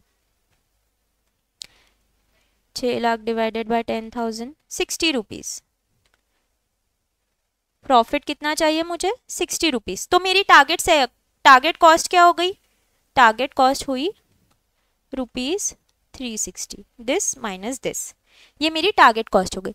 ये देखो जो मैंने आपको फर्स्ट एग्जांपल दिया था कि आप दो तरीके से सॉल्व कर सकते हो, ये क्वेश्चन भी दो तरीके से सॉल्व कर सकते हो। कैसे, एक मैंने क्या किया कि ये 6 लाख को 10,000 से डिवाइड करके इसका पर यूनिट निकाला। सेकेंड मेथड में क्या यूज़ कर सकती हूँ कि ये जो सेलिंग प्राइस है, सेलिंग प्राइस को मैं 10,000 यूनिट से मल्टीप्लाई करूँ इंटू 10,000, तो ये हो जाएगा 40 लाख। और प्रॉफिट कितना है, सॉरी प्रॉफिट या रिटर्न ऑन इन्वेस्टमेंट कितना है, 6 लाख, तो ये कितना हो जाएगा 36 लाख। 36 लाख टोटल हो रहा है टोटल सेल्स। अब मुझे पर यूनिट सेलिंग प्राइस निकालनी है, divided by number of units करूंगी मैं, divided by number of units. Number of units कितनी है 10,000, तो मेरी पर यूनिट टारगेट कॉस्ट क्या हो गई 360 rupees, target cost per unit. मैं आपको वापस बोल रही हूँ, आपको फुल फॉर्म्स लिखने हैं, आपको इस तरीके से नहीं करना है जो मैंने ये TCPU लिख दिया, बिल्कुल भी नहीं, आपको पूरा पूरा लिखना है और अभी से आदत डालनी है, ठीक है। ये दो अलग अलग तरीके हैं, बट आई वुड सजेस्ट कि आप ये मेथड यूज़ करें। क्यों, क्योंकि यार देखो मतलब क्या हो रहा है कि आप इधर उसको 10,000 से मल्टीप्लाई कर रहे हो, फिर उसको वापस डिवाइड कर रहे हो, मतलब it is a tiring process, लंबा प्रोसेस है और कोई मतलब नहीं है, क्योंकि आंसर इतने शॉर्ट में निकल रहा है, तो आपको ये प्रोसेस क्यों यूज़ करना है, ठीक है। इधर था 40, ठीक है, आप ये लिख लेना। और ये सब बेसिक एग्जाम्पल्स है, इतनी कोई बड़ी बात नहीं है इसको सॉल्व करना, बहुत छोटे मोटे एग्जाम्पल्स है, ठीक है। अब क्या देखेंगे, एक नया कॉन्सेप्ट देखेंगे जिसका नाम है स्पेसिफिक कॉस्ट। क्या है स्पेसिफिक कॉस्ट, ये कॉन्सेप्ट क्या होता है, सपोज मैं AC मैं डिस्ट्रीब्यूट करती हूँ, AC डिस्ट्रीब्यूट अगर मैं कर रही हूँ, तो मैं एक काम करती हूँ, मैं मेरी तरफ से आफ्टर एक सर्विस देती हूँ जिसमें मैं इंस्टॉलेशन भी करके देती हूँ।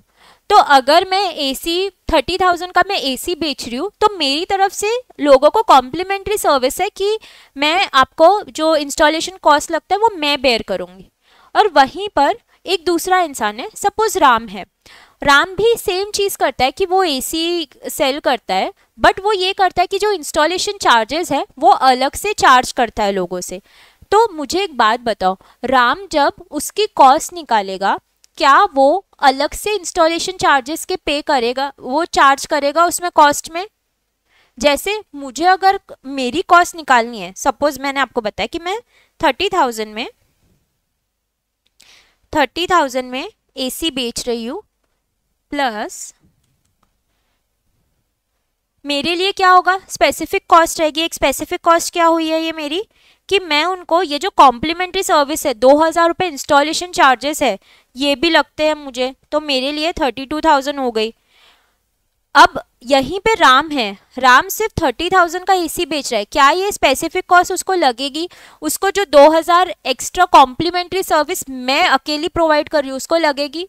नहीं लगेगी। तो ये जो 2,000 है वो ये अपने कॉस्ट में से माइनस करेगा to come on target cost, मतलब ये सेलिंग प्राइस में से माइनस करेगा। This is the concept of specific cost, मतलब किसी की स्पेसिफिक कॉस्ट दूसरे इंसान को नहीं लगती। स्पेसिफिक मतलब एक इंसान को लेकर, जिसको लग रही है सिर्फ उसके लिए ही है, दूसरे के लिए नहीं लगेगी। तो इस पे भी हम क्वेश्चंस देखेंगे तो आपको और क्लैरिटी आ जाएगी। Suppose a competitor is having some specific cost, जो मैंने अभी आपको बताया, विच वी नीड नॉट इनकर, मतलब राम को वो इनकर नहीं करनी है। In this case we will have to reduce such specific cost from target cost. Target cost will be calculated as under. तो मार्केट प्राइस है, इधर मैंने आपको एसी की बता दी थी 30,000।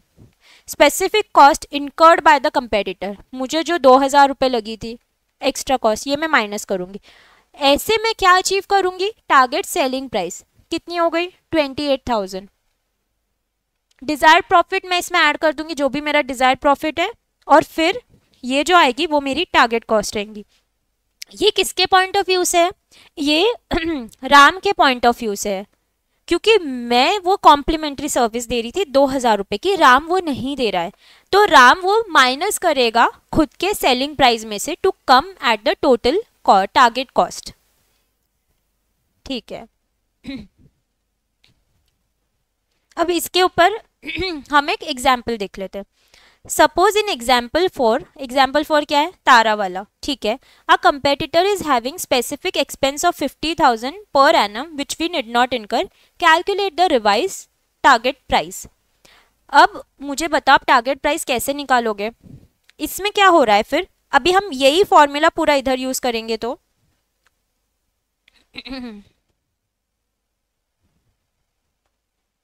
एक मिनट,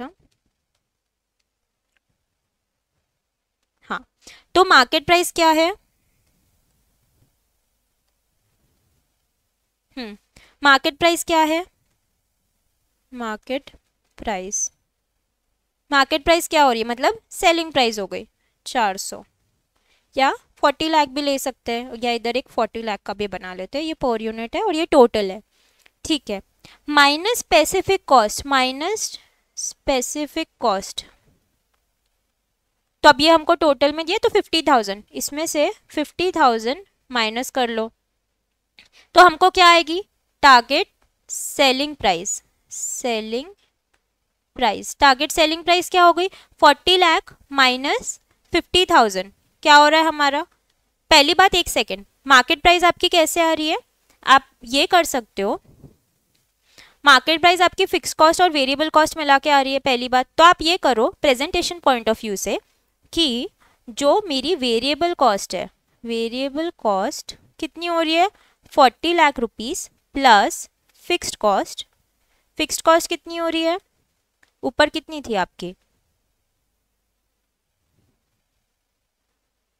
ओ सॉरी इसमें फिक्स्ड कॉस्ट है नहीं, आई एम सो सॉरी, ठीक है। वेरिएबल कॉस्ट जो थी आपकी कॉस्ट है, माइनस आप क्या करोगे, स्पेसिफिक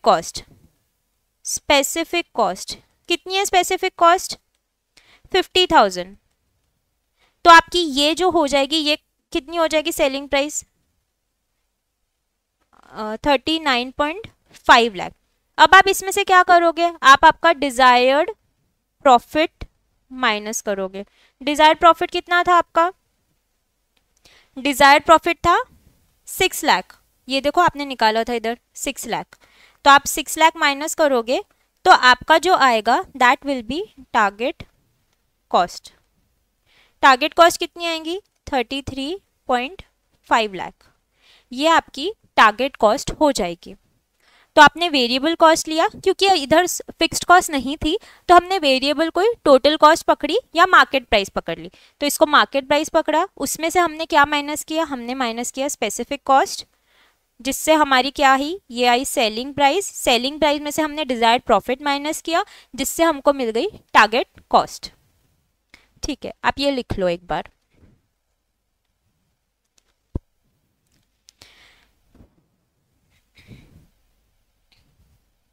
चलो आगे बढ़ते हैं। feasible cost and cost gap. Target cost means the maximum amount of material, labor and overhead costs which an organization can incur. ये मैंने आपको बताया था, टारगेट कॉस्ट क्या होती है, जो मैक्सिमम अमाउंट ऑफ मटेरियल, जो मैं मैक्सिमम, जैसे टाटा जी ने क्या बोला था, मेरे लिए टारगेट कॉस्ट क्या है, मेरे लिए टारगेट कॉस्ट इज 95,000। उन्होंने सेट करके दिया था कि मैं मैक्सिमम 95,000 तक ही खर्चा करूंगा क्योंकि मुझे 5,000 प्रॉफिट चाहिए और मुझे सेलिंग प्राइस 1 लाख रुपीज़ रखनी है। ठीक है, आफ्टर एनालाइजिंग टारगेट कॉस्ट आप यहाँ पे लिख लो 95,000 नैनो एग्जाम्पल, नैनो का एग्जाम्पल लिख के एग्जाम्पल नैनो में ये था मैक्सिमम अमाउंट हमने ये सेट की थी। After analysing target cost we should calculate the current feasible cost. अब ये क्या नया टर्म है, करंट फीजिबल कॉस्ट क्या है, cost which can be achieve without cost reduction. अब हमारे नैनो के एग्जाम्पल में क्या होती करंट फीजिबल कॉस्ट, मतलब ऐसी कॉस्ट जो टाटा जी ने बोला था कि तुम डिजाइन करो और मुझे कॉस्ट बताओ, तो उन्होंने फर्स्ट टाइम आपको क्या कॉस्ट दी थी, उन्होंने आपको दिया था 1,05,000, उन्होंने आपको ये कॉस्ट बताई थी। तो करंट फीजिबल कॉस्ट इस केस में क्या हो गई, नैनो के केस में 1,05,000। मिनट मैं इसको ना दूसरे कलर से लिखती हूँ ताकि आपको ये क्लियरली दिखे। हाँ, इधर आप लिख दो एग्जाम्पल नैनो कार में 95,000 और इधर आप करंट फीजिबल कितना था, एग्जाम्पल 1,05,000 नैनो एग्जाम्पल, नैनो में नैनो केस।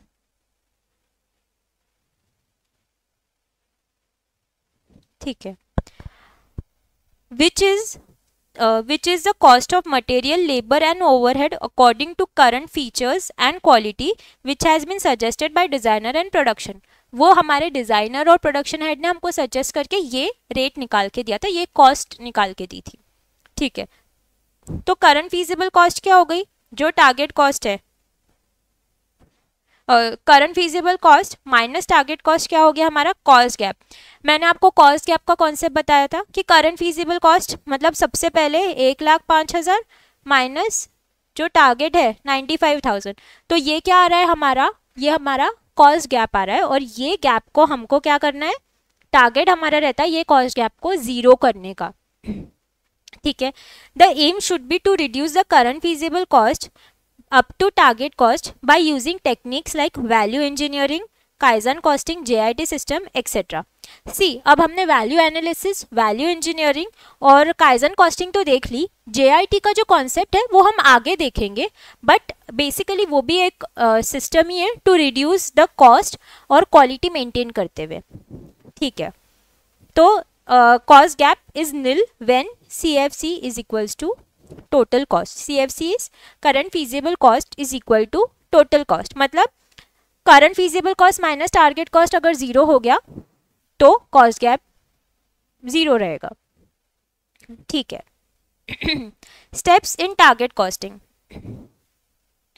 क्या क्या स्टेप्स देखी थी हमने क्या देखा था, नैनो के केस में उन्होंने क्या किया, पहले जाके identify the need of a product, उन्होंने क्या किया, नीड ढूंढी कि भाई नीड है क्या, उन्होंने लोगों से पूछा था ना कि कार की नीड है क्या, कार की नीड है क्या। फिर उन्होंने क्या किया, set target selling price based on customers willingness to pay, उन्होंने अप्रोच किया, लोगों को सर्वे किया और क्या बोला, पूछा कि आप कितना पे करना चाहोगे, तो उन लोगों ने क्या बताया, we are willing to pay 1 lakh rupees. Set production and sales volume based on relation between price and volume, अब ये है कि हम हमारा प्रोडक्शन उस हिसाब से देखेंगे कि हम कितना प्रोड्यूस कर सकते हैं और कितने वॉल्यूम में प्रोड्यूस कर सकते हैं। ठीक है, set target profit based on companies long term objective, long term objective पे बेस करो टारगेट प्रॉफिट, तो लॉन्ग टर्म पे इन्होंने कितना सोचा था, इन्होंने सोचा था ₹5,000। ठीक है, set target cost that is target selling price minus target profit, तो हमारा टारगेट सेलिंग प्राइस कितना था 1 लाख और हमारा टारगेट प्रॉफिट कितना था 5,000, तो हमारा टारगेट कॉस्ट कितना हुआ 95,000। इस तरीके से हमने टारगेट कॉस्ट निकाला था। ठीक है, estimating current cost of production based on available resources and technologies, फिर क्या किया, हाँ एक सेकेंड, ये जो है ये आपका पहले करंट फीजिबल कॉस्ट आएगा, तो आपने टारगेट सेट किया, हाँ इधर आपने जो 1 लाख टारगेट है और ये 95,000 है, ये आपने टारगेट 5000 है तो ये 95,000 का जो है ये आपने टारगेट सेट किया कि मुझे इतना प्रॉफिट चाहिए, बट क्या ये हुआ? क्या ये अचीव किया हमने एक बार में? नहीं। क्या हुआ? हमने estimating current cost of production, हमको अभी कितना करंट कॉस्ट लग रहा था? हमको लग रहा था 1,05,000 रुपये लगा based on available resources and technology. ठीक है, हमको 1,05,000 रुपये लगा। फिर उसके बाद हमने क्या किया? Cost reduction targets are set by subtracting current cost from target cost which is cost gap. हमने क्या किया? वैल्यू एनालिसिस की, वैल्यू इंजीनियरिंग की, और हमने जो ये 1,05,000 आ रहे थे हमने इसको कॉस्ट गैप को फिल करके 1,00,000 पे लेकर आए। Analyzing the cost reduction targets by breaking down each components and finding opportunity for cost reduction। हमने ये एनालाइज किया ना कि वैल्यू एनालिसिस में क्या किया था, वैल्यू एडेड क्या है और नॉन वैल्यू एडेड कॉस्ट क्या है। तो जो वैल्यू एडेड कॉस्ट है उसको हम इतना नहीं चेंज कर सकते, बट जो नॉन वैल्यू एडेड कॉस्ट है, जो सिक्योरिटी गार्ड के थे, अकाउंटिंग हेड्स थे, उन सब की कॉस्ट है जिसको हम कंट्रोल कर सकते हैं, वो हम ट्राई करेंगे कि कम कर दे। और फिर वैल्यू इंजीनियरिंग करके जो प्रोडक्ट की डिज़ाइन है वो सब चेंज करके हमने कॉस्ट कम करने की ट्राई किया। द प्रोडक्ट इज, फिर क्या हुआ? एक और हमने क्या किया था, हमने काइजन कॉस्टिंग भी यूज़ की थी, जिस रीज़न से हमने कंटिन्यूस इंप्रूवमेंट करने का सोचा और हमने इस तरीके से उसकी प्राइस 95,000 ला दी। The product is launched after cost estimate is on target. हमारा टारगेट क्या था? 95,000। तो 95,000 अचीव कर लिया तो हम प्रोडक्ट लॉन्च कर देंगे मार्केट में। Once target cost has been determined, actual cost can be observed and matched against target and focus will be on continuous improvement. अब ये अचीव हो गया तो ऐसा नहीं कि प्रोसेस स्टॉप हो जाएगा, आप इसके बाद भी ट्राई करोगे कि अगर आपको प्रॉफिट बढ़ाना है, जैसे ही 95,000 आपको कॉस्ट ऑफ प्रोडक्शन लग रहा है, आपका नेक्स्ट टारगेट क्या होगा कि ये जो 95,000 आपको लग रहे हैं, आप कोशिश करोगे कि आगे चल के ये मुझे 94 ही लगे प्रोडक्शन करने में, ताकि मैं मेरा प्रॉफिट मार्जिन जो 5,000 का था उसको मैं 6,000 कर दूं। तो आप इस तरीके से कंटिन्यूस इम्प्रूवमेंट करने की कोशिश करोगे without affecting the quality of the product. ये आपका रहेगा टारगेट। ठीक है, आगे चलते हैं। आप ये भी यहाँ पे ऐसे कॉस्ट गैप और यहाँ लिख लीजिए इस तरीके से। एग्जाम्पल नैनो के, सब जगह नैनो की एक यहाँ पे लिखो, नैनो केस स्टडी। तो आप जैसे ही याद करोगे आपको एक एक चीज़ें याद आएगी कि हमने केस स्टडी में क्या देखा था और क्या हुआ है। तो आपको ये जो स्टेप्स है ये अलग से ऐसे याद नहीं करनी पड़ेगी, आपको नेचुरली आएगी कि पहले क्या किया था, फिर क्या किया था, फिर क्या किया था। ठीक है। तो steps for solving practical question on target costing, steps क्या क्या हो गई? पहली स्टेप रहेगी एनालाइज टारगेट सेलिंग प्राइस। ठीक है, सेलिंग प्राइस हम एनालाइज करेंगे। Calculate desired profit per unit, selling price, फिर हमने प्रॉफिट देखा। फिर नेक्स्ट स्टेप क्या होती है? टारगेट कॉस्ट क्या रहता है? माइनस करना है target selling price minus target profit. Simple. एक हमने क्या देखा आगे? एक स्पेसिफिक कॉस्ट का भी कॉन्सेप्ट देखा था, लेकिन वो अभी इसमें नहीं मेंशन किया, ये नॉर्मल है। Calculate current cost. फिर हमको कॉस्ट गैप देखना है कि हमने जो सोचा था वर्सेस अभी क्या अचीव कर रहे हैं। ठीक है, और हमारे एफर्ट्स क्या रहेंगे? कॉस्ट गैप को नील कर दो। ये हो गई हमारी टारगेट कॉस्टिंग के लिए स्टेप्स। चलिए अभी हम एक छोटा सा कॉन्सेप्ट देख लेते हैं जो वेरिएबल कॉस्ट और फिक्स्ड कॉस्ट रिलेटेड है। तो variable cost and fixed cost related है। अभी कॉन्सेप्ट ऐसा है कि हम एग्जाम्पल ले लेते हैं जिससे आपको बेटर क्लैरिटी मिलेगी। लास्ट सेशन में हमने क्या देखा था? एक एग्जाम्पल ली थी जिसमें मेरी एक ब्रांड थी, क्लोथिंग ब्रांड। क्लोथिंग ब्रांड के लिए मुझे क्या लगा था? मुझे पेपर बैग लग रहे थे। मेरी ब्रांड का नाम था 12। तो मैंने प्रिंटिंग वाले भैया को अप्रोच किया कि मुझे आप प्लीज़ इसकी कॉस्ट कम करके मुझे इकोनॉमिकल प्राइस में ये बैग आप दे दीजिए। तो जो भी डिस्कशन हुआ उसके बाद मैंने बैग रख ली अपने पास। अब क्या होता है, मेरे स्टोर में, छोटा सा स्टोर है, उसमें आता है ये इंसान राम। राम आता है। अब इसने शॉपिंग करी है राम ने, मुझे इसको एक बैग देनी पड़ेगी क्या? ये मुझे एक बैग देनी पड़ेगी इसको, कि शॉपिंग की है। अब नेक्स्ट टाइम क्या करता है, राम आता है वापस, उसको अच्छी लगी हमारे स्टोर का कलेक्शन, तो वो वापस आता है और इस बार अपनी गर्लफ्रेंड को लेकर आता है। ये इधर इसने मेकअप किया है और ये आई शेडो सब लगाया है इसने, ठीक है। ये इसकी गर्लफ्रेंड को लेकर आता है। गर्लफ्रेंड करती है बहुत सारी शॉपिंग, तो मुझे इसे एक बैग देना पड़ता है और राम ने भी वापस थोड़ी कुछ शॉपिंग करी है, इससे भी एक अलग बैग लगता है। फिर क्या होता है, मेरे स्टोर में आते हैं कुछ फ्रेंड्स, ऐसे 3 फ्रेंड्स आए हैं स्टोर में, इसने चश्मा पहना है, ठीक है। ये 3 फ्रेंड्स आए हैं, इन्होंने भी की है ढेर सारी शॉपिंग, तो इन तीनों को अलग अलग बैग्स देने पड़े मुझे, क्योंकि सब अलग अलग जगह रहते थे। मैंने 3 बैग्स दे दिए, इसको भी एक बैग दे दिया। नेक्स्ट होता है कि हमारे स्टोर पे आती है एक फैमिली, 1 2 ये 2 और ये छोटे छोटे बच्चे आते हैं। अब कलेक्शन तो है हमारे पास सब बहुत अच्छा, तो ये लोग भी काफ़ी सारी हर इंसान के लिए शॉपिंग करके ले गए और इनका था कि हमें भी हमारे अलग अलग बैग्स ही चाहिए, तो हमने इन्हें भी बैग्स दे दिए। और इधर 12। मुझे एक बैग की कॉस्ट पड़ी, मतलब मुझे means I am the owner of the store, मुझे एक बैग बनाने के लिए या प्रिंट करने के लिए 10 रुपये लग रही है। ये मुझे लगी है कॉस्ट 10 रुपीज़ की। अब मुझे बताओ कि ये जो राम है इसको मैंने पेपर बैग दिया जो, तो मुझे कितने रुपए लगने वाले इसके लिए, 10 रुपये लगेंगे। वहीं ये राम उसकी जो गर्लफ्रेंड को लेकर आया है उसके लिए मुझे कितने लगेंगे, एक बैग इसका एक बैग इसका, ऐसे मुझे लगे 20 रुपीज़। ये 3 फ्रेंड्स आए, इनके लिए 3 बैग्स दिए, 30 रुपीज़ लगे। ये एक फैमिली आई है, 4 लोगों के 4 बैग्स मुझे देने पड़े, तो ये मुझे 40 रुपीज़ देने पड़े। ऐसे मुझे देने पड़े इन लोगों के लिए अलग अलग बैग्स के अलग अलग, मुझे 40 रुपीज़ ऐसे 30 40 10 20 पैसे लग गए। अब क्या होता है, मुझे एक बात बताओ, ये हो गई टोटल, मुझे इतने लग रहे, 4 लोगों के लिए इतने लगे। पर यूनिट मुझे कितना लगेगा, पर यूनिट या पर पर्सन मुझे कितना प्राइस लगने वाला है। राम ने एक बैग लिया 10 रुपये, ये 20 रुपये जो मेरा खर्चा हुआ है वो कितने लोगों के लिए थे, 2 लोगों के लिए, तो एक इंसान के लिए कितना हुआ 10 रुपये। फिर जो 30 है वो 3 लोगों के लिए थे, तो एक इंसान के लिए मुझे कितने लगे 10, 40 मुझे 4 लोगों के लिए थे 10।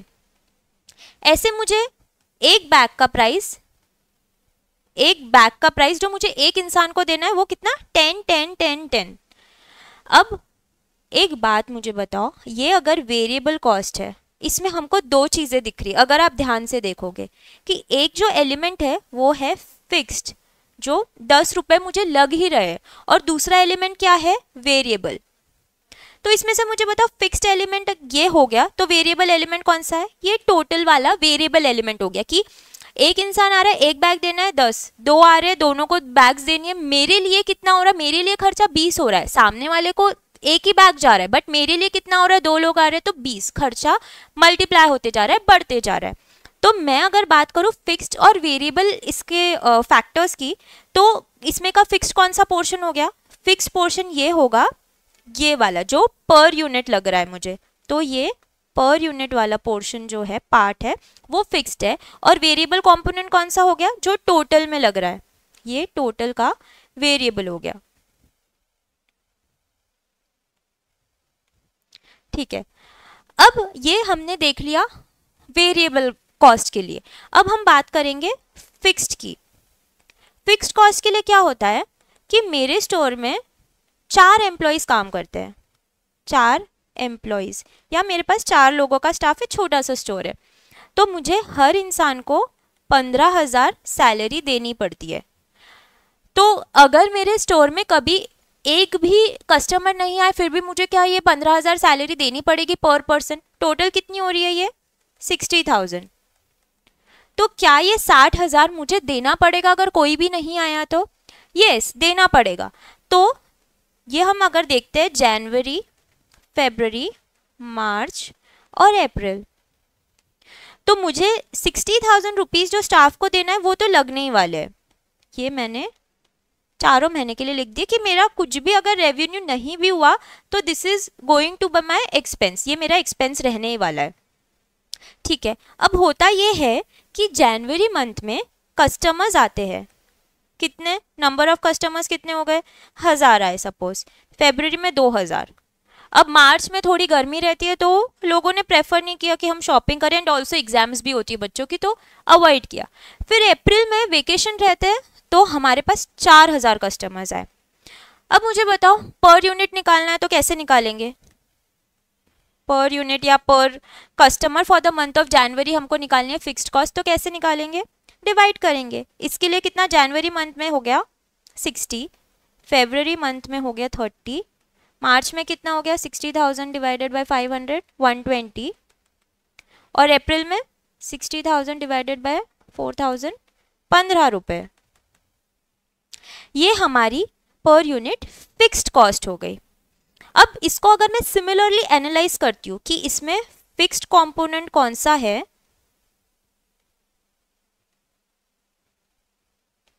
फिक्स्ड कंपोनेंट कौन सा है और वेरिएबल कंपोनेंट कौन सा है, तो आप क्या देख सकते हो, इसमें फिक्स्ड कौन सा हो गया कि ये जो टोटल मुझे लग रही है 60,000 जो टोटल लग रही है वो फिक्स्ड है। तो फिक्स्ड जो है वो टोटल वाला पार्ट है, इसको मैं दूसरे कलर से लिख लेती हूँ, टोटल में फिक्स्ड है। और वेरिएबल क्या हो रहा है, ये जो पर यूनिट लग रहा है मुझे ये वेरिएबल हुआ है, तो वेरिएबल क्या हुआ, पर यूनिट। ये कौन से केस में हो गया, ये हम फिक्स्ड कॉस्ट के केस में देख रहे हैं, फिक्स्ड कॉस्ट ये हमने देखा। तो अभी हम एक काम करते हैं, हम कुछ नोट्स बना लेते हैं जो हमने पिछले लेक्चर में भी पढ़ा था।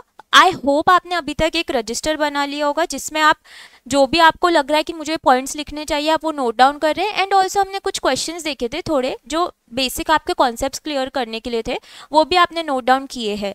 अगर नहीं किया है तो आई रिक्वेस्ट यू आप अभी कर लीजिए।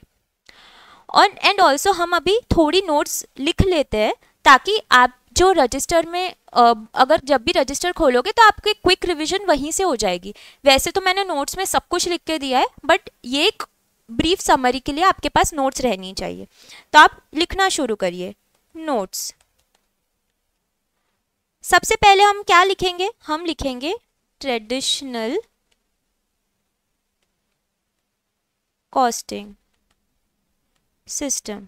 इसमें हमने क्या किया, ट्रेडिशनल कॉस्टिंग में हम क्या करते थे, पहले हम जो हमको कॉस्ट लगी वो हम निकाल लेते थे कि रॉ मटेरियल्स के लिए कितनी कॉस्ट लग रही है। सपोज ये 100 लग रही है, उसमें हम क्या कर रहे थे, हम हमारे मर्जी का एक मार्कअप या प्रॉफिट ऐड कर रहे थे।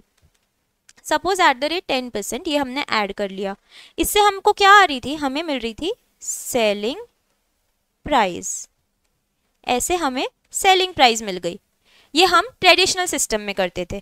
वहीं हम टारगेट कॉस्टिंग में क्या कर रहे हैं, टारगेट कॉस्टिंग क्या नया कर रहे हैं हम, इसमें हम सेलिंग प्राइस पहले ही डिसाइड कर रहे हैं, विच इज हम 100 पकड़ रहे हैं। इसमें हम क्या ऐड या लेस करते हैं, हम इसमें लेस करते हैं टारगेट प्रॉफिट। ये भी हम सपोज @10% पकड़ रहे हैं, तो इससे क्या आ जाएगी हमारे पास टारगेट कॉस्ट। ये हमने देखा कि ये दोनों सिस्टम इस तरीके से अलग है। एक मिनट,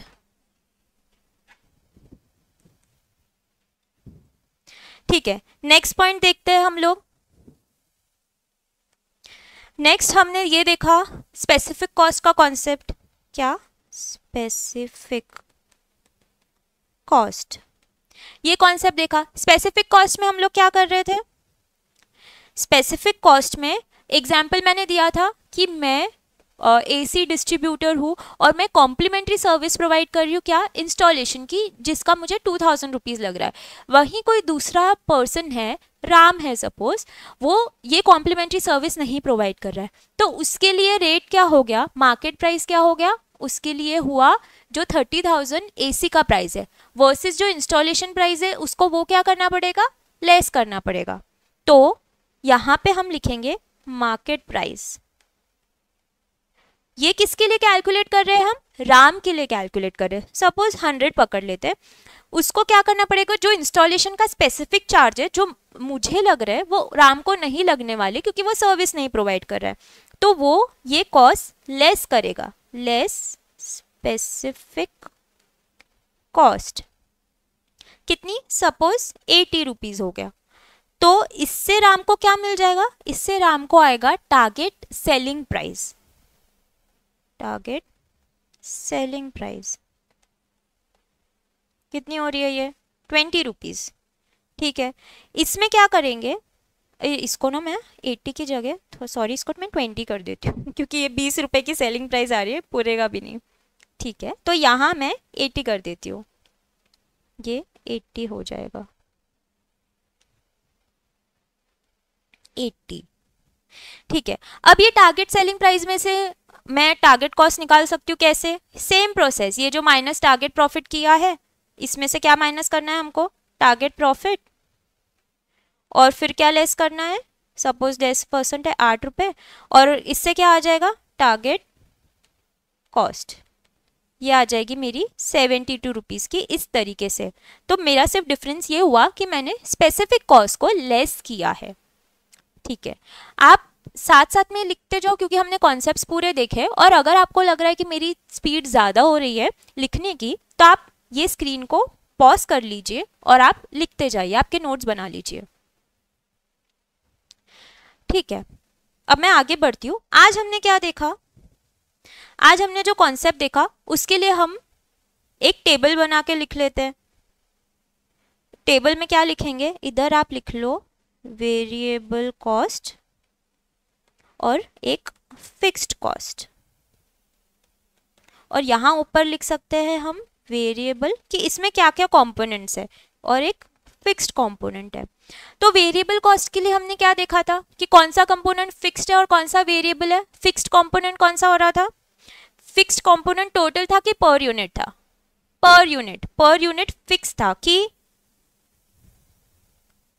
मुझे 10 रुपए एक बैग के लगने ही वाले, और टोटल क्या था, वेरिएबल।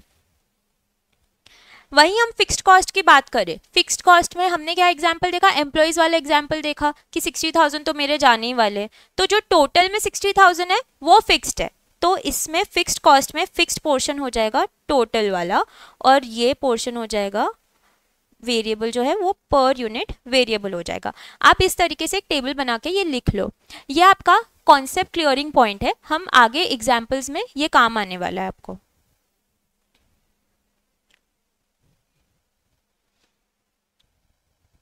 चलिए ठीक है, ये हम एकदम शॉर्ट में आपको जब आप लास्ट में रिवीजन करोगे ये सब पॉइंट्स आपको काम आ जाएंगे। तब एक एग्जाम्पल देखते हैं जिससे एक छोटा सा और कॉन्सेप्ट क्लियर होगा।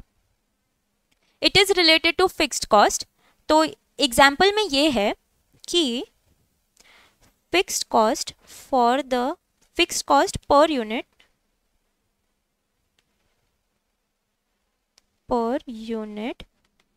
फॉर जनवरी कितना लेना है, इसको 1000 रुपये ले लेते हैं।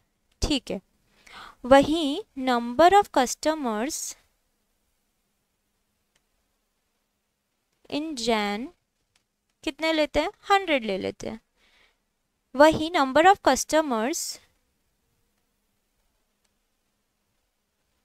इन फरवरी ये 200 लेते हैं। क्वेश्चन ये है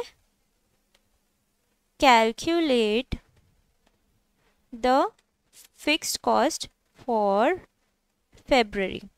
ये आपको क्वेश्चन दिया है, मैं आपको 30 सेकेंड्स देती हूँ, फटाफट ये क्वेश्चन सॉल्व करिए।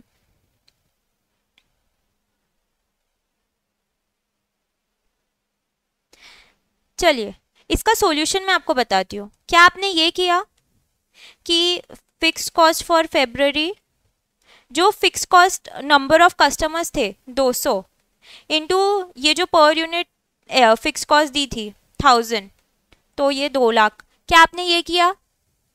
अगर आपने ये किया तो ये है गलत, कंप्लीटली रॉन्ग।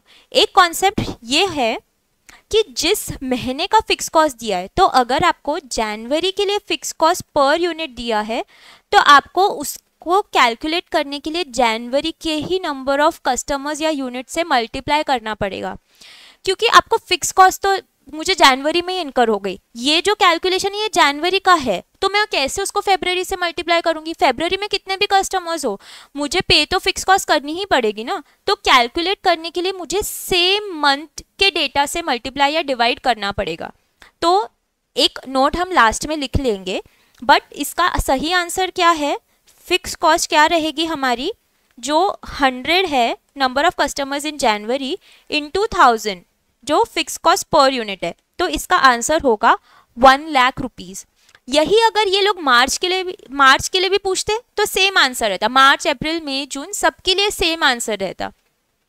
तो आप एक नोट लिख लो इसमें, ये नोट आपके पर्सनल अंडरस्टैंडिंग के लिए, तो हम इसको थोड़ा हिंदी इंग्लिश मिक्स करके लिखते हैं ताकि आप पढ़ो तो आपको आसानी से समझे कि क्या हुआ है, और ये भी आप ऐसे इस तरीके से क्रॉस कर दो ताकि ये भी समझे कि आपको क्या करना है और क्या नहीं करना है।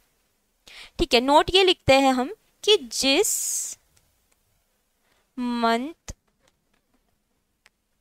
का फिक्स्ड कॉस्ट, जिस मंथ की फिक्स्ड कॉस्ट पर यूनिट दी है उसे सेम मंथ के डेटा के हिसाब से के अकॉर्डिंग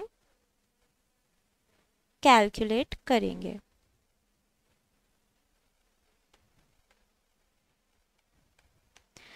ये हम एक नोट लिख दे रहे हैं कि सेम मंथ के डेटा के हिसाब से कैलकुलेट करेंगे। पर यूनिट अगर जनवरी का है तो हम जनवरी के ही नंबर ऑफ कस्टमर्स से उसको मल्टीप्लाई करके फिक्स्ड कॉस्ट निकालेंगे। अब एक और इन्फॉर्मेशन आपको दी है, जो ये इन्फॉर्मेशन ये सब दी है, इसमें एक एडिशनल एड ऑन इन्फॉर्मेशन ये है कि यू आर गिवन कि फरवरी मंथ में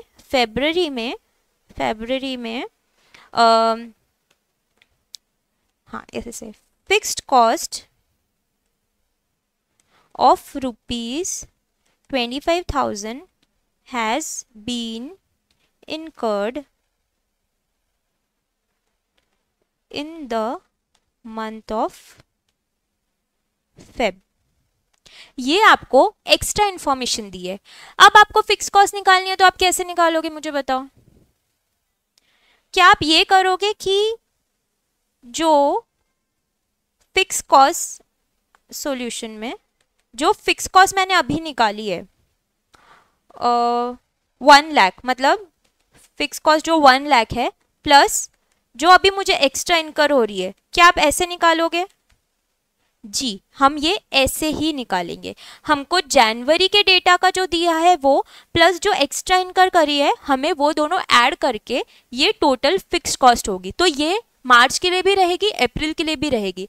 ये 25,000 एक्स्ट्रा इनकर किया है, इसीलिए हमने इसको ऐड किया है। ये एक और छोटा हमने कॉन्सेप्ट देख लिया, आप ये सब नोट डाउन कर लीजिए।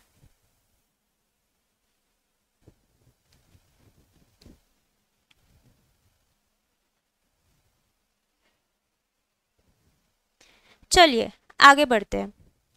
अब हम थोड़ा प्रैक्टिकल एस्पेक्ट की तरफ जाते हैं, इसके प्रैक्टिकल क्वेश्चंस हम सॉल्व करते हैं। तो आपके पहले हम ट्राई करेंगे कि हम मॉड्यूल के सारे क्वेश्चंस कवर करें, उसके बाद हम जो पास्ट पेपर्स है, आरटीपीज, एमटीपीज है, वो सब हम देखेंगे आगे चल के। ठीक है, तो क्वेश्चन नंबर 1 देखते हैं आपके मॉड्यूल में क्या दिया है।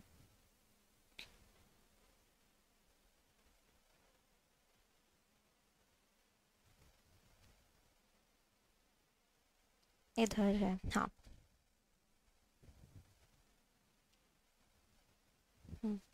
A company requires ₹85 lakh in sales to meet its target net profit। कितना required है sales? 85 lakh। Its contribution margin is 30% and the fixed costs are 15 lakh।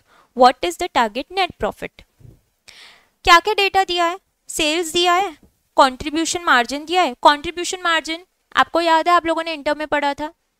Contribution margin क्या होता है? Contribution upon sales into 100। या इसको हम PV ratio भी बोलते हैं। ये हमने देखा इंटर में बहुत किए यार क्वेश्चन सॉल्व, और इनकेस नहीं भी याद है तो अभी मैं बता रही हूँ, आप अभी याद रखिए क्योंकि बहुत बेसिक कॉन्सेप्ट है।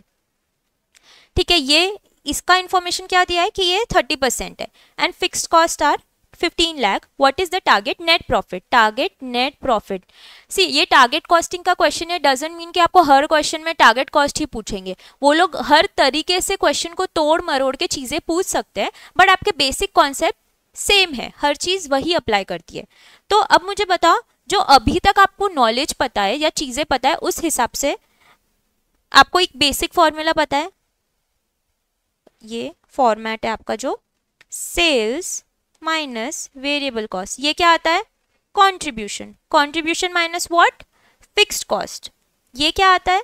नेट प्रॉफिट और प्रॉफिट। ये बेसिक फॉर्मेट पता है। अब मुझे बताओ इसमें से आपके पास क्या क्या अवेलेबल है। आपको नेट प्रॉफिट जो है ये फाइंड करना है। आपके पास फिक्स्ड कॉस्ट है क्या? बिल्कुल है, ये 15 लाख दिए। कंट्रीब्यूशन है? ये नहीं है, ये हमको फाइंड आउट करना है। ठीक है, देखते हैं हम क्या कर सकते हैं। वेरिएबल कॉस्ट का कुछ मेंशन किया है क्या? ये कुछ भी नहीं मेंशन किया, तो ठीक है वेरिएबल कॉस्ट छोड़ देते हैं। 85 लाख सेल्स है, ये मेंशन किया है?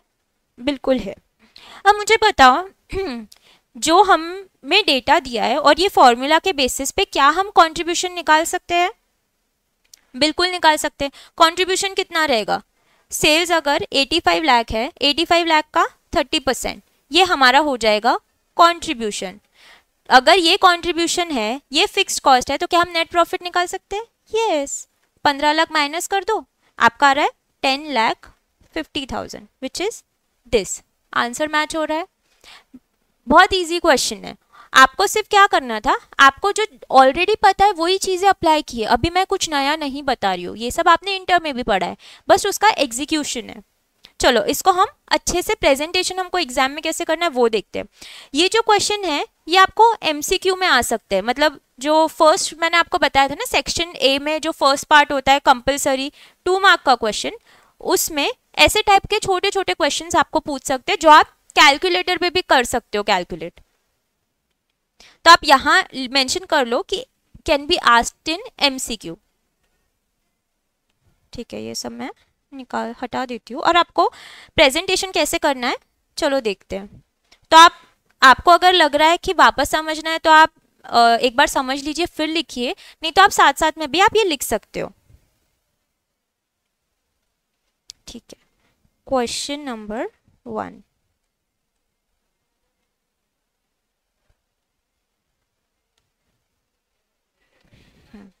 इसका सॉल्यूशन हम लिखते हैं।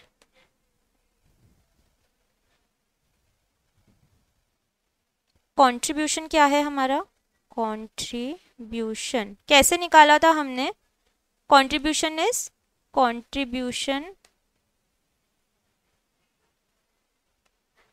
Margin into sales. मतलब मैंने क्या किया, फॉर्मूला को उल्टा फुल्टा किया। मतलब आपका अगर ये कंट्रीब्यूशन मार्जिन है, कंट्रीब्यूशन मार्जिन, ये क्या इसका फॉर्मूला है? Contribution upon sales into 100।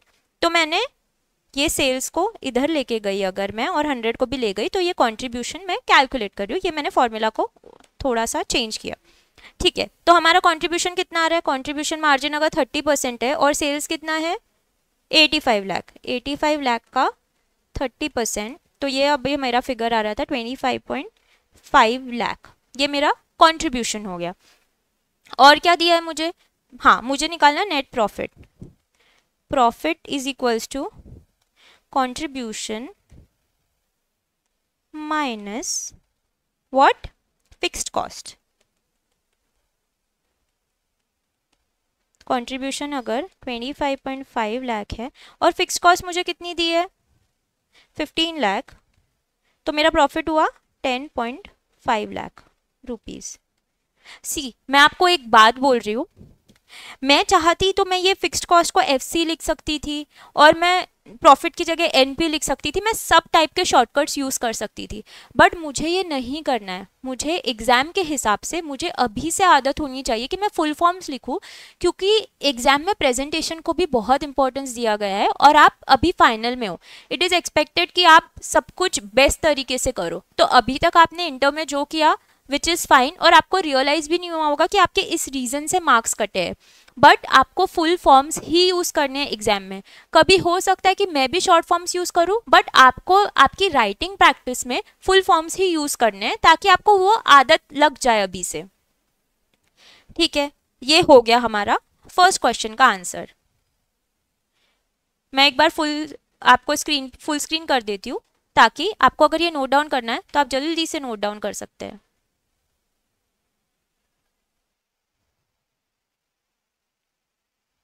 चलिए आगे बढ़ते हैं। Second question, marketing department of an organization estimates that 40,000 new mixers can be sold annually at a price of 6,000 each। क्या क्या दिया है मुझे अभी? ये क्वांटिटी दी है और ये सेलिंग प्राइस दी है कि 40,000 new mixers can be sold at ₹6,000 each. ठीक है, to design, develop and produce this new mixers an investment of 40 crore would be required। See, बहुत बार ये होता है कि हम क्वेश्चन ही गलत पढ़ते हैं। अब जैसे ये 40 करोड़ है, मैं पहले मेरे दिमाग में इसको 40 लाख पढ़ने का आया, तो इट इज़ वेरी इंपॉर्टेंट कि आप क्वेश्चन सही तरीके से पढ़े, क्योंकि आप आंसर्स तभी सही सॉल्व कर सकते हो। मैंने कितनी बार देखा है कि बच्चे क्वेश्चन ही गलत पढ़ लेते हैं, जिस रीज़न से वो जो आंसर निकालते वो गलत हो जाता है। तो इतने ईजी क्वेश्चन के पीछे आप नहीं मार्क्स गंवा सकते ना, जस्ट बिकॉज आप गड़बड़ में और क्वेश्चन अच्छे से नहीं पढ़ा। तो focus and read the question carefully. क्या लिखा है? इन्वेस्टमेंट कितना लगेगा? 40 करोड़ का। The company desires a 15% return on investment. उनको इन्वेस्टमेंट पे रिटर्न कितना चाहिए? 15%। तो रिटर्न ऑन इन्वेस्टमेंट मतलब क्या हो रहा है कि मुझे इतना फायदा चाहिए, प्रॉफिट चाहिए। तो ये रिटर्न ऑन इन्वेस्टमेंट मेरे को मुझे प्रॉफिट दे दिया गया है कि 40 करोड़ का 15%, 40 करोड़ का 15%, मतलब मुझे कितना चाहिए? 6 करोड़ का प्रॉफिट मैं एक्सपेक्ट करती हूँ या मैं चाहती हूँ। What should be the target cost to manufacture, sell, distribute and service one mixer? इन्होंने क्या पूछा है हमसे? Target cost. आ गया हमारा चैप्टर रिलेटेड क्वेश्चन, आ गया डायरेक्टली। टारगेट कॉस्ट के लिए अगर मैं आपको बोलती हूँ कि मैं बिना सिखाए आप मुझे ये क्वेश्चन सॉल्व करके बताओ, आपने क्या सोचना चाहिए? आपने ये सोचना चाहिए कि यार मेरे पास अभी तक जो हमने सीखा है, क्या क्या इन्फॉर्मेशन अवेलेबल है। टारगेट कॉस्ट कैसे कैलकुलेट करते हैं कि सेलिंग प्राइस रहती है, उसमें से मैं प्रॉफिट माइनस कर देता हूँ और फिर ये जो आती है ये टारगेट कॉस्ट है। ये अभी तक यही सिखाया मैंने आपको। इसमें से आपके पास क्या क्या इन्फॉर्मेशन है? क्या आपके पास सेलिंग प्राइस है? ये 6,000 पर यूनिट का दिया है सेलिंग प्राइस। क्या आपके पास प्रॉफिट है? हाँ, अभी हमने ये कैलकुलेट किया कि मुझे रिटर्न ऑन इन्वेस्टमेंट 15% चाहिए, तो मेरे पास प्रॉफिट भी हो गई। तो क्या मैं टारगेट कॉस्ट निकाल सकती हूँ? वेरी इजी, आप निकाल सकते हो। 10 सेकेंड्स लो, 15 सेकेंड्स लो और फटाफट ये क्वेश्चन आप सॉल्व करके देखो। फिर इसका प्रेजेंटेशन हम साथ में देखेंगे एंड ऑल्सो आपको समझ में आएगा कि आप कहाँ गलती कर रहे हो, क्योंकि वो छोटे छोटे और ईजी क्वेश्चन है।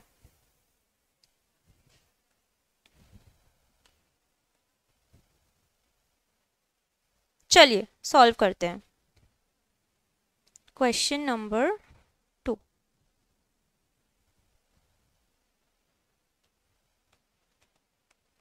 हाँ, अब इसको हम दो तरीके से सॉल्व करते हैं। तो मैं आपको एक हेडिंग देती हूँ, ऑप्शन नंबर 1।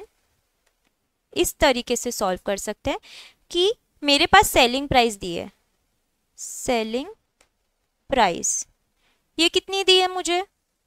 6,000 रुपीज, 6,000। आप प्लीज प्रेजेंटेशन देखिए और शॉर्टकट मत यूज करिए। आप इस तरीके से ही प्रेजेंट करोगे जो दिखने में अच्छा लगे और एग्जामिनर पढ़ पाए। ठीक है, सेलिंग प्राइस 6,000 दिया है और क्या दिया है आपको? इसमें से हम क्या लेस करेंगे? Target profit. टारगेट प्रॉफिट क्या है? Which is return on investment. हमारा रिटर्न ऑन इन्वेस्टमेंट कितना चाहिए हमें? 15% ऑफ 14 करोड़ का 15%। अब मुझे एक बात बताओ, ये जो 6 करोड़ की फिगर आ रही है, क्या ये टोटल है कि इतना हमको टोटल टारगेट प्रॉफिट चाहिए या एक यूनिट के लिए? ये हमारा टोटल हो गया, तो हमें इसे एक यूनिट के लिए निकालनी है, तो divided by the number of units. Number of units कितने हमें दिए, कितने हैं? 40,000 मिक्सर्स के लिए एक यूनिट की कॉस्ट क्या आएगी? तो अगर ये 6 करोड़ आ रहा है डिवाइडेड बाय 40,000, 1500 रुपये, ये आ गया 1500। तो टारगेट कॉस्ट क्या हो रही है? टारगेट कॉस्ट मेरी हो रही है 4500। अभी आप आंसर से चेक करिए, क्या यही टारगेट कॉस्ट दी है आंसर में? मैंने आपको यहाँ पे आंसर्स लिख के दिए ताकि आप जब भी रिवीजन करें आपको इजी हो जाए कि आप क्रॉस चेक कर ले। आ गई 4500, ठीक है। अब इसका एक और तरीका है, ऑल्टरनेटिवली हम कैसे सॉल्व कर सकते हैं इसे, कि ये जो सेलिंग प्राइस है ये पर यूनिट दी है, एक यूनिट की इतनी है, तो हम ये कर सकते हैं कि हम इसको टोटल निकालें कि, तो हम इधर दिखते हैं सेल्स कि कैसे निकालेंगे total, 6000 into 40,000 mixers, into 40,000 mixers. तो 6000 इंटू 40,000 कितना हो रहा है? 24 करोड़, ये हो गया। वही हमारे टारगेट प्रॉफिट हमने कैसे कैलकुलेट किया था? सेम तरीके से टारगेट प्रॉफिट कैसे, 40 करोड़ का 15%, ये हमारा ऑलरेडी टोटल में है, तो हम ये लिख देंगे यहाँ 6 करोड़, इसको हम लेस कर देंगे तो हमें मिलेगा टारगेट कॉस्ट, ये कितना आ रहा है फिर? 18 करोड़। अब ये टारगेट कॉस्ट जो हुआ ये टोटल में हो गया, बट हमको क्या चाहिए? पर यूनिट, तो पर यूनिट कितना हो जाएगा? इसे हमें डिवाइड करना पड़ेगा, 18 करोड़ को हम डिवाइड करेंगे कितना? 40,000 मिक्सर्स से, 18 करोड़ डिवाइडेड बाय 40,000, 4500। देखो आंसर तो सेम है, यहाँ पे भी 4500 है, यहाँ पे भी 4500 है, बट मुझे बताओ इट इज़ लाइक ये पहले सॉल्यूशन में आपने ऐसे खाया और सेकंड जो सॉल्यूशन है उसमें आपने ऐसे हाथ घुमाकर खाया। क्यों हाथ घुमाकर खाया? क्योंकि आपने इधर देखो 40,000 मिक्सर्स से उसको मल्टीप्लाई किया, फिर इधर उसको वापस डिवाइड किया। कोई मतलब हो रहा है? नहीं हो रहा है। दो आंसर सेम आ रहा है बट आपका टाइम गया ना, आपकी एनर्जी गई। तो मैं चाहूंगी कि आप लोग ये सॉल्यूशन प्रेफर करें, बट ऑफ कोर्स ये आपकी चॉइस है, आप लोग दोनों में से जो आपको सही लगता है आप यूज कर सकते हो। तो आप ये भी नोट डाउन कर लीजिए।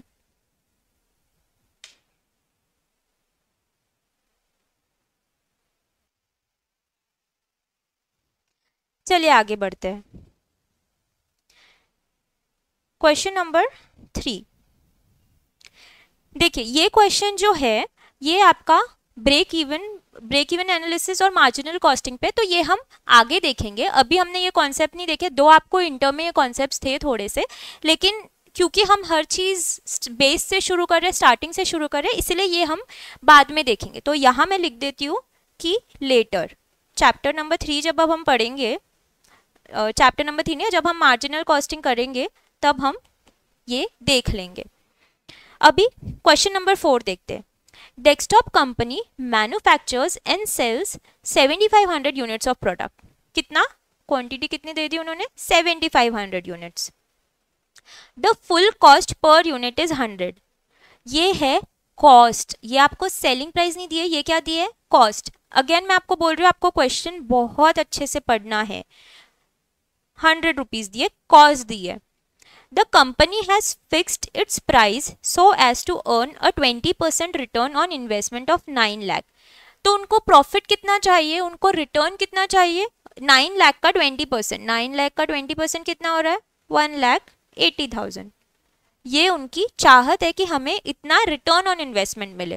What will be the target selling price? अब इन्होंने पूछा है टारगेट सेलिंग प्राइस, आपसे टारगेट कॉस्ट नहीं पूछिए, टारगेट सेलिंग प्राइस पूछिए।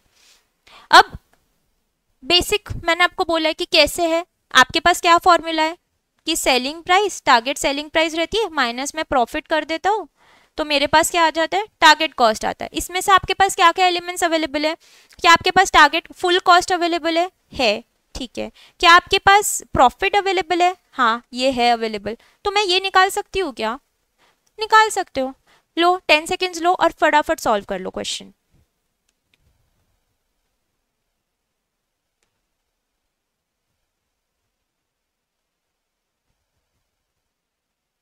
चलिए इसको मैं आपको अभी सॉल्व करके बताती हूँ। Question number 4,